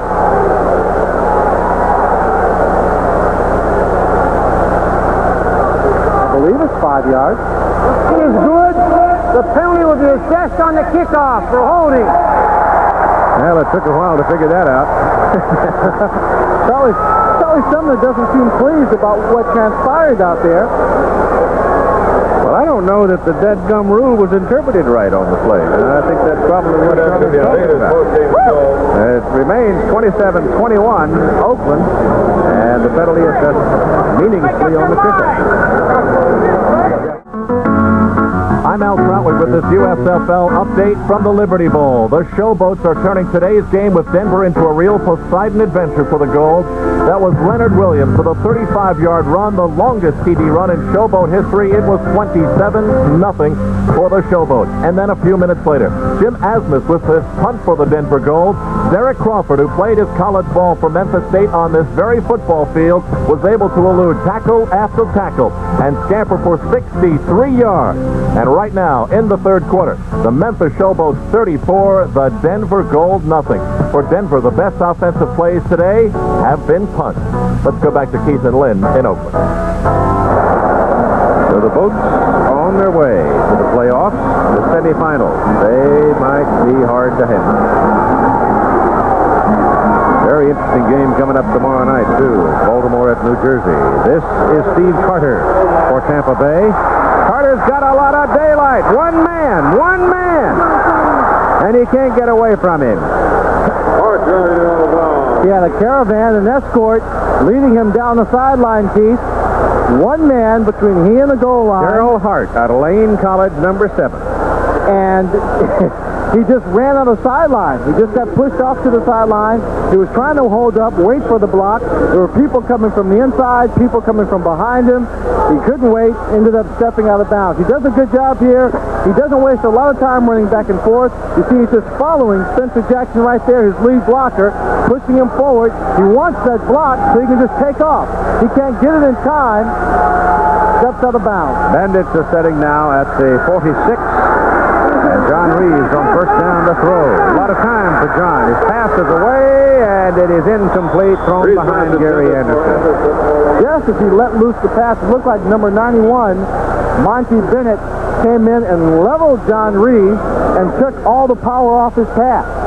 The ball went up in the air. He couldn't follow through, and thus there was just no power. He didn't have the distance to reach his receiver. 12 minutes and 42 seconds to play in the ball game. The Oakland Invaders leading Tampa Bay 27-21. And from the 46, it is second down and 10 for the Bandits. Haven't seen Harvey much today. The tight end. For the play action. Reeves shoots. There he is. And he simply doesn't hold on to it. David Greenwood was right behind him, but Harvey had turned David and was open, and the ball was thrown as precisely as you can possibly throw it. As we take a look at this replay, the play previous to this, Keith, Harvey was wide open short. I think he may have gone back and told Reeves, listen, I'm short, I'm open on the inside. Here, he's open again, just doesn't bring it in. Very often, you saw how his body was positioned to the side. Had he been able to get in front of that ball, he would have been able to trap it with his body. 3rd and 10. Blitz coming, passes away. Jackson has it. First down at the 30. Spencer Jackson, 6-footer, 175, a Gator. John Reeves' offensive line doing a very good job picking up that blitz. John Reeves hanging in there. It was pointed out to me, Keith, that John Reeves' running touchdown was the first time he'd ever run for a touchdown since 1975 when he was with the Cincinnati Bengals. Anderson had 193 yards at halftime. So far in the second half, Gary has 12. They've been able to harness him pretty well. John Sullivan trying to make himself into a sweater. Oh, boy. Greg Boone is just walloped by Doug Holly, the defensive end, who had his ears laid back. It appeared that Reeves was calling the play at the line of scrimmage, or either the receivers are having a hard time hearing, which it might have been. They seemed to be leaning over trying to hear what he was saying. He looked down the sideline, was looking over the defense, calling a play, trying to take advantage of what appeared to be a blitz as the Invaders were lining up for that play. It's second down and about 13.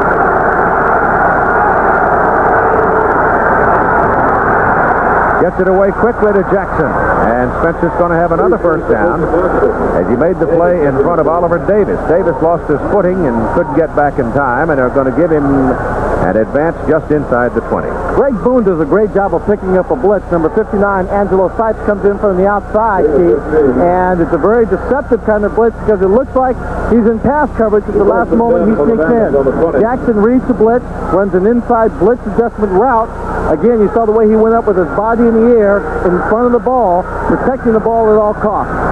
Reeves, 17 out of 28, 300 yards, sweep play. Anderson slips, loses his footing, gets up and takes off again and makes something out of it as he gets down to the 15. Keith, I checked the field before the game. I don't understand why it's so slippery. We've had a number of people fall down and not because of contact. Well, they're trying to make those quick, hard cuts where you get used to making those things on that artificial surface. You can plant and cut sharper Yeah, but both on the rug, but Tampa Bay plays on grass at home. Yeah. I'm just wondering, why they're slipping. If they've got longer cleats in and shorter cleats, or how hard that field is in the center. Second down, 6.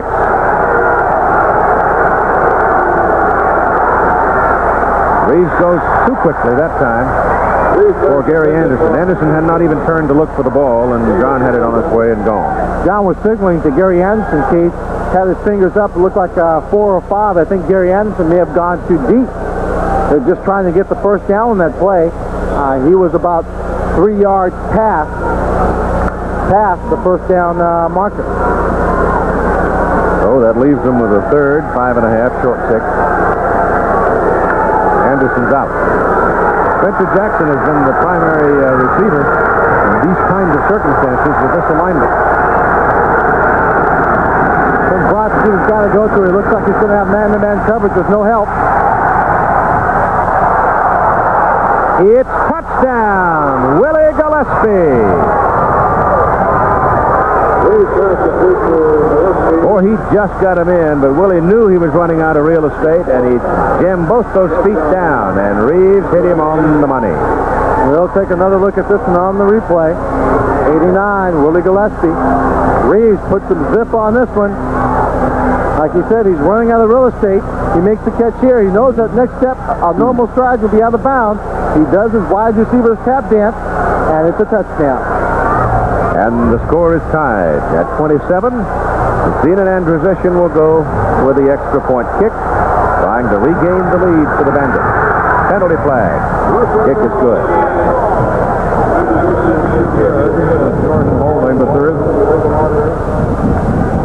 Illegal formation on the offense. They're walking their legs. They'll make them kick it again, locking the legs.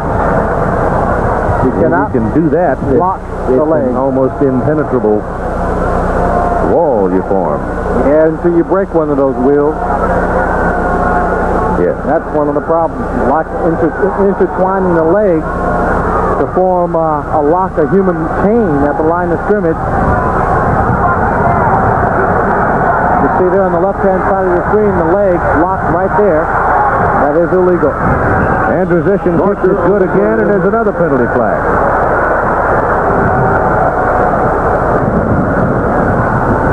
Tripping. 21 on the offense. Now Zenon's going to have to swing the leg a little harder. Greg Boone called tripping.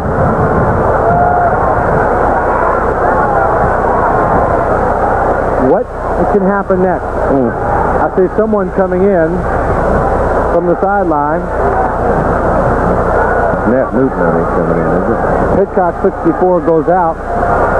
Yep, there's nobody else that size in the Tampa Bay Bandits other than number 61. It now becomes a 35-yard extra point try. Not automatic.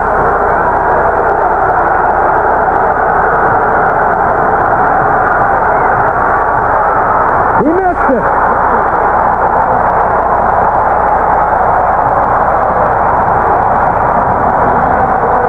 Boy, he didn't get much of that ball. It went floating up there like a knuckleball. The Bandits are furious at the turn of events here, and he winds up 27-27. In effect, it's just as if Charlie Sumner was able to get the 2 points on the conversion. You see right there, he gets it off very low, like a knuckleball, and just fades to the right. My goodness. This is a 35-yard extra point try, and you've got 9:41 to play. A 27 tie with 9:41 to play.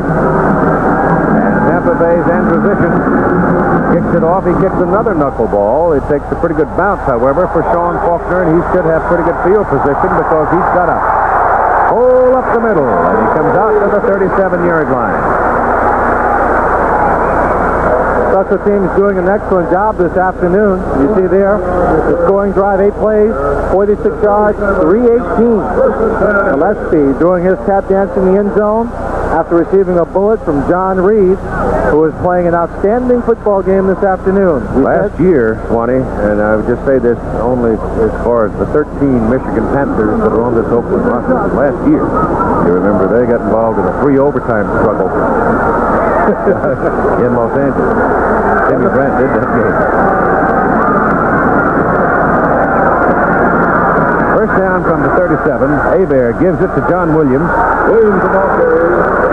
And John will have one, maybe two. In a playoff or championship game, when there is a tie and you go to overtime, it does not become an overtime period of 1 quarter if there's no score and it goes in the record book as a tie. You play until there is a winner. Well, Oakland and Baltimore in the second game of the season got hooked up in an overtime, played a full quarter, and wound up in a tie. That's right. But in this ball game, you just keep playing until you find a winner. It's the playoffs, folks. You got to have a winner. Big Tom Newton is in the backfield now on 2nd down and 8. He's the protector for Hebert. Picks off one blitzer. Hebert touches the ball to Banks. Gordon's got it wide open. He's on his way inside the 30 and down at the 27 of Tampa Bay. He should not get up too fast after that one, Chief, and he isn't. There was a train wreck, and nobody is getting up on that field. First man to get up is number 26, Wayne Anderson. Bobby Hebert drops back. Good blocking here. You see bodies flying in the air, being laid on their back. Watch how he just pulls a little bit off this pass right here as he releases it. Gordon Banks flying across, meets the ball in the crossing pattern. Now just watch this train wreck. He is going to get sandwiched here by Anderson, number 26. Montouk and Anderson. Oh. And there's no way he could have expected to get that hit from behind. Take your time, Gordon. They need you, but take your time. He put that helmet right in his breadbasket, looked like. Well, the Invaders are threatening again. Gordon Banks getting up, getting some wind back in his body, trotting off the field, and obviously he's all right. Out of the game for the moment. It is first down. The ball is near the 27 of Tampa Bay. 27-27 tie. 7:40 to play in the game. Albert Bentley bounces outside for good. And maybe a yard.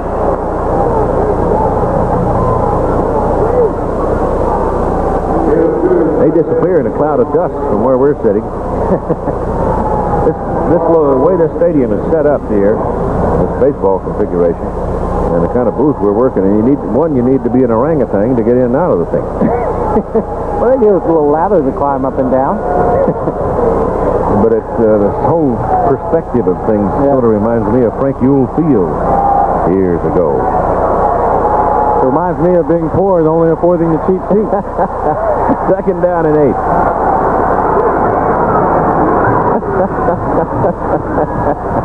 Hebert throws it. Has a man. Close to a first down for Holloway. Derek Holloway. Used in certain circumstances, but boy, he's efficient. Yes, he is. That time, Dwayne Anderson decided he was not going to get the short end of that stick, or that tackle. Just picks up the smaller man and turns him upside down. See Mel Blunt do that to a lot of ball players, and it's a pretty rough way to go. He did that to me a couple of times in practice. I wanted to get up and fight. But not a good decision. Wisdom prevailed. 16-yard line, first down for the Oakland Invaders. Hebert now with 273 yards, and Gordon Banks is back.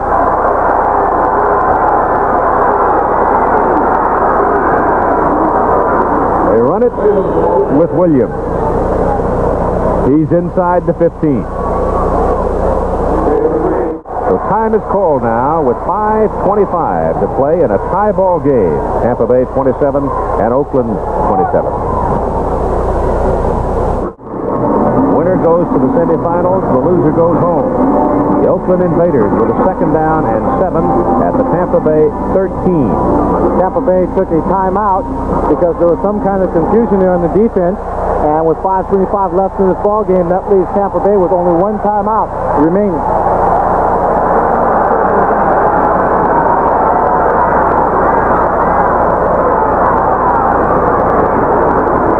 Hebert wants to throw. Throws it for Holloway. It's out of the end zone. It is incomplete. And that time Mike Thurman stayed right with him. They just ran out of real estate. They had the blitz on, single coverage. Bobby Hebert laid it out. I'm a little surprised they put it up there like that. You got John Williams and Bentley. They're both pretty good sized backs, 215 and 210. You got Big Newton, 240. You got a second down and 7. For this offensive front, I would have thought maybe Charlie would have just banged it on down in there, but maybe they thought Holloway could slip away one more time. Well, they also had a blitz coming on in, so I don't know how effective any other play would have been running someone up in that clogged middle of the line. Banks is the man moving in motion. Hebert gets it off quickly for Anthony Carter, and it is no good. Just a fraction high, and Alvin Bailey climbed right up him. When you've got receivers of the size of Anthony Carter, Gordon Banks, Derek Holloway, you try and be as physical as you can to intimidate them. But to the credit of the smaller guys, they don't worry about it. They come right in there and are willing to pay the price. At that time, he did not make the catch. He had to pay the price anyway. Now it is Novo Bojovic who has kicked a 52-yarder and a 37-yarder. Will now kick one from 31. But with 5:18 to play, field goal is far different than a touchdown. And Tampa Bay almost got caught with 12 men on the field. Bojovic hits it, and he missed it! Oh, my goodness, he missed it from 31 yards. From the emotional heights of success and making a field goal to the dismal depth of being able to put his team out in front and missing the field goal. Well, this whole thing took a little different swing and complexion, didn't it? Sure did. Tampa Bay will have the football, first down at their own 20. You saw Novo in his reaction when he made the long field goal earlier in the ball game. Here's his reaction when he misses one to give his team the lead. John Reeves now sets the Bandits. First down at the 20. 27 tie. 4:57 to play in the game. Greg Boone trying to find something, and he's able to generate 2 yards on the carry. This is an interesting situation, Keith, for a coach. You've got time on the clock to march down the field and score a touchdown without doing anything too gimmicky or too dangerous. Yet, at the same time, you don't want to get overly conservative, cautious, and be too safe and not keep the game open, and that's what's got Tampa Bay on the scoreboard. We'll just see how Steve Spurrier reacts in this situation, if he stays with the loose, wide-open offense, or if he tightens up a bit. The first play was a running play, conservative, up the middle. Second and about 8. Reeves will throw this time. No, he won't. Number 58, David Shaw, got away on the outside, and he sacked John Reeves. I think Dave Powers, number 72, the left offensive tackle, may have been responsible for him coming around, Dave Shaw coming around the outside. A play-action fake does not slow Shaw down. He's coming anyway. John lucky to keep the ball. Yes, he is. It did pop loose, but they ruled that he was down. That's the first sack of Reeves today. And the loss is back to the 14. So it is 3rd down and 16.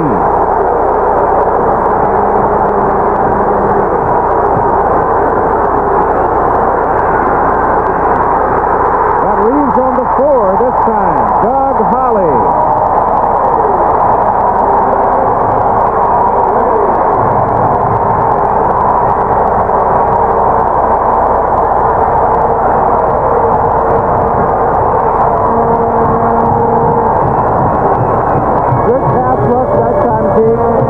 Give a lot of credit to the secondary of the Oakland Invaders. They played man-to-man coverage. A look down across the field. Every receiver for the Tampa Bay Bandits was covered like a blanket. Keenan Andrusician will have to punt it deep out of his end zone. His only other punt today was blocked. This one he gets out. Faulkner waits under it and calls a fair catch right astride the 40. A 35-yard punt. Faulkner taking no chances on that one. He wanted to make that catch. And so here's Oakland. First down at the Tampa Bay 40. That ball was knuckling through the air. It was a wise choice, Keith, to make the fair catch. Not letting the ball bounce, pushing the Oakland Invaders farther away from the goal line, not taking a chance of having to run with the football after making a difficult catch. Memphis Showboats, I'm told, now with a 41-7 margin over the Denver Gold and about 5 minutes to play in the game. So one would assume the Showboats will be in the semifinal round. Hebert from the 40, first down. Hands the ball to Albert Bentley. Bentley's on his way. Inside the 25.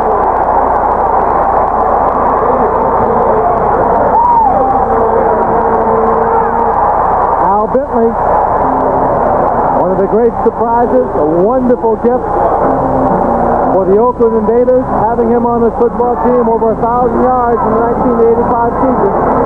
Is not going to let, or seemingly will not let this game rest on the foot of the kicker on this next drive. Would like to push it all the way into the end zone for the score. It is the 5th time Oakland has had a possession starting at the Tampa Bay 40 or better. Tom Newton now in the lineup with John Williams back here. And Williams runs it down to about the 20. Keith, this is a perfect example of what I'm talking about. Having a running back like Albert Bentley and John Williams, where you don't have to rely on the pass throughout the entire game. They can control it here in this crucial moment of the ball game without taking too many chances. The 2 sacks on John Reeves, so very important in the previous Tampa Bay possession. Now it's Oakland's game to win, it would seem.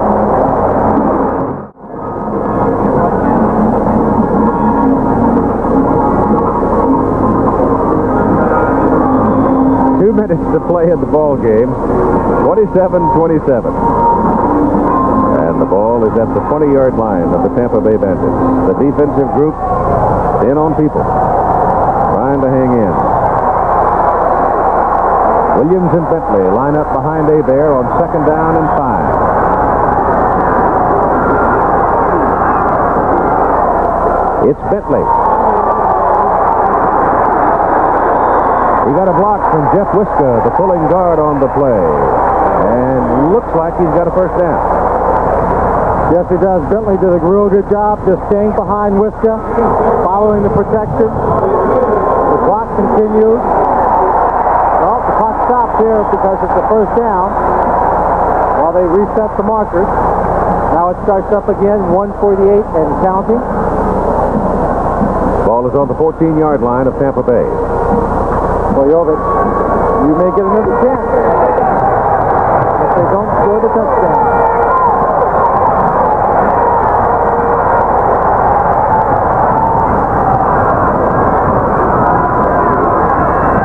John Williams. And he's got a couple of yards to about the 12. Brought down by Mike Clark, the defensive end on that side. Also a former Florida Gator.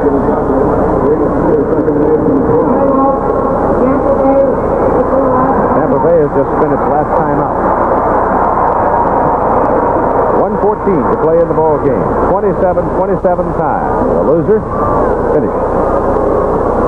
And if they go to the fall, I don't see Tampa Bay Bandits having a strong chance of remaining in Tampa. No. There's been talk about them merging or possibly joining in some matter with Orlando. The semifinals in the playoffs next Saturday and Sunday, July 6th and 7th. Oh, boy. If Baltimore wins at New Jersey tomorrow night, then your lineup next Saturday, if Oakland goes on to win here today, the Oakland at Memphis, Baltimore at Birmingham. If New Jersey should win tomorrow night, it would be Oakland at Memphis and New Jersey at Birmingham. That New Jersey-Birmingham matchup would be the third time those two teams have played each other this year. Might be a fair fist fight. Yeah, it'll be more than a fist fight. Few feet, some elbows, a forearm or two, and some wonderful words of encouragement.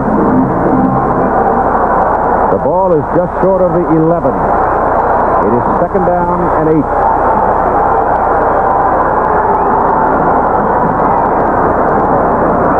Hebert hands it off to John Williams, and nothing for Williams. Nothing.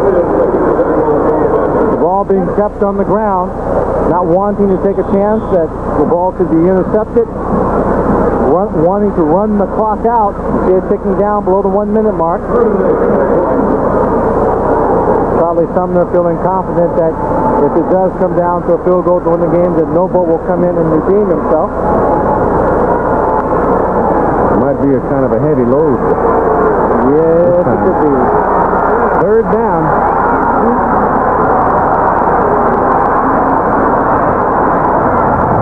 Williams goes pounding up the middle and close to the 5, but short of the first down. So here comes Noble. I think what they'll do, Keith, is let the clock run all the way down until it says about 4 or 5 seconds on it, then call a timeout, have Noble come onto the field, then kick the field goal, so if there's absolutely no time left for Tampa.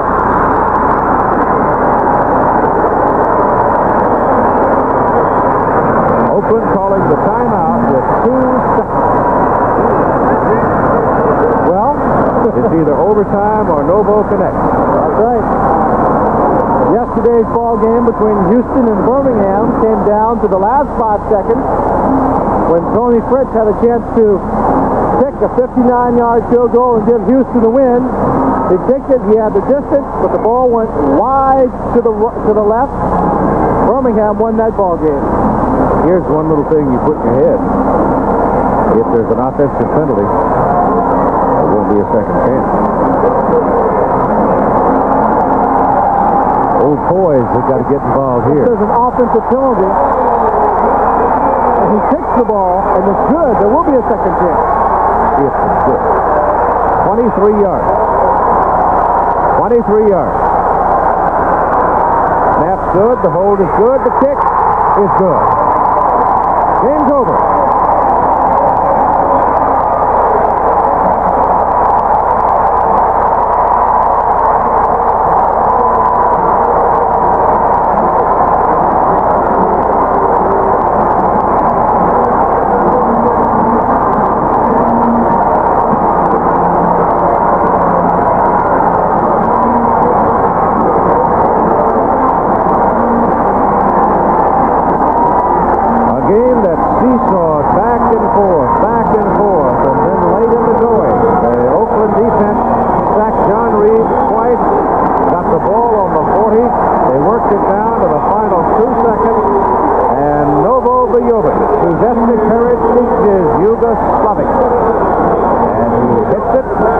Good to win for the Oakland Invaders over the Tampa Bay Bandits by a score of 30-47.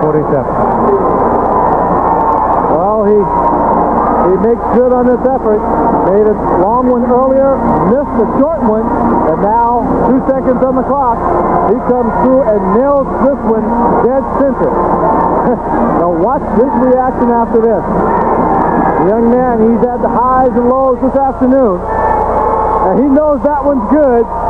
He's got to be careful he doesn't hyperventilate. No, he wants to get out there in the open field, so he's got center stage. That's what he's looking for.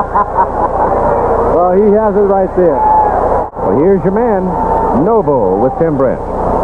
All right, it was exactly 1 year ago this weekend when you were playing for the Michigan Panthers, went into the L.A. Coliseum, missed a couple of short ones, and eventually lost the game in triple overtime. You come in here today, it had to be playing on your mind when you missed that short one a while ago. I definitely did, Tim. You know, see, I was on the sideline after I missed the first one because, I mean, the field goal 30 yards, it could have put us ahead. But see, the thing is, when I came on the sideline, I paid attention when the guys, some people were coming off the field and took my concentration off, and my concentration was there. But see, when I came on the sideline, I said, no, well, you learned the lesson last year. And the thing is, I mean, being religious and stuff, a guy was on my side. He put me in a position to do it for my team, and I did it. And last year, I didn't have that confidence in myself. All right, now you also told me about the wind. You said you would rather kick it this way with the wind the way it is this afternoon. It really didn't make any difference because it was a cheap side field goal. It was only like, what was it, 31 yards or whatever it was, 17, 18 yards. But the thing is, you know, whatever it is, if it's in your range, you're supposed to make it. On a big field goal like this, because, you know, we know what we're playing for because the loser goes home. And here we are, we go next week, whoever we play. And, like, we got a great team, and we came through. And, like I said, thank God for everything. And the defense came through when we needed it. Bobby drove the ball, and the offense played real good. So I was very happy with our performance. And, like you see, we had to fight the officials, but God was on our side, and we won it. All right, Novo comes through in the clutch. Now, Bobby Hebert is with me. And, Bobby, it looked to me like they were showing you a different defense than you had seen the previous couple times that you had gone against Tampa Bay. Yeah, well, first of all, I'd just like to thank the Lord Jesus Christ for blessing me. You know, it's one of those games where, you know, easily could have gotten down on myself, but I just came through when I needed to and came up with some big plays. I just got to be more consistent. And as far as the Tampa Bay look on defense, they were showing us a lot of bracket type coverages on our wideouts, and Gordon Banks was complaining he was being held the whole day. But that's just one of those things where we just got to rise above that, and I just thank God that we came up with the big plays we needed to. Talk about your confidence for a second, because it looked like the more that you hit, the confidence seemed to soar. In the last couple of weeks, you've seen that. It's been an up-and-down season for you. Have you had problems with confidence? Well, not really. That's everyone's talented out there on the professional level, you know, both offensively and defensively, and you know, it's just one of those things. You have to have confidence in yourself that you can get the job done. And you know, I was trying to get a big play on that first down to Schumann, and Harrell, he's a veteran player. He just, you know, sang back, and we really didn't have anyone to dump it to. Everybody was going deep, so I probably should have tucked it under my arm and took off and ran. But you know, I learned from my mistakes, and I'm just glad we came out ahead with this win, and I just hope, you know, we can win next week. All right, Bobby, thank you very much. All right, Keith, so it comes down to Novo Bojovic. He comes through this year where he fell short last year, and I'm telling you, they're excited. Well, they've got their work cut out for them next week, too. And here's a replay on the winning field goal, 23 yards by Bojovic to make your final score 30-27.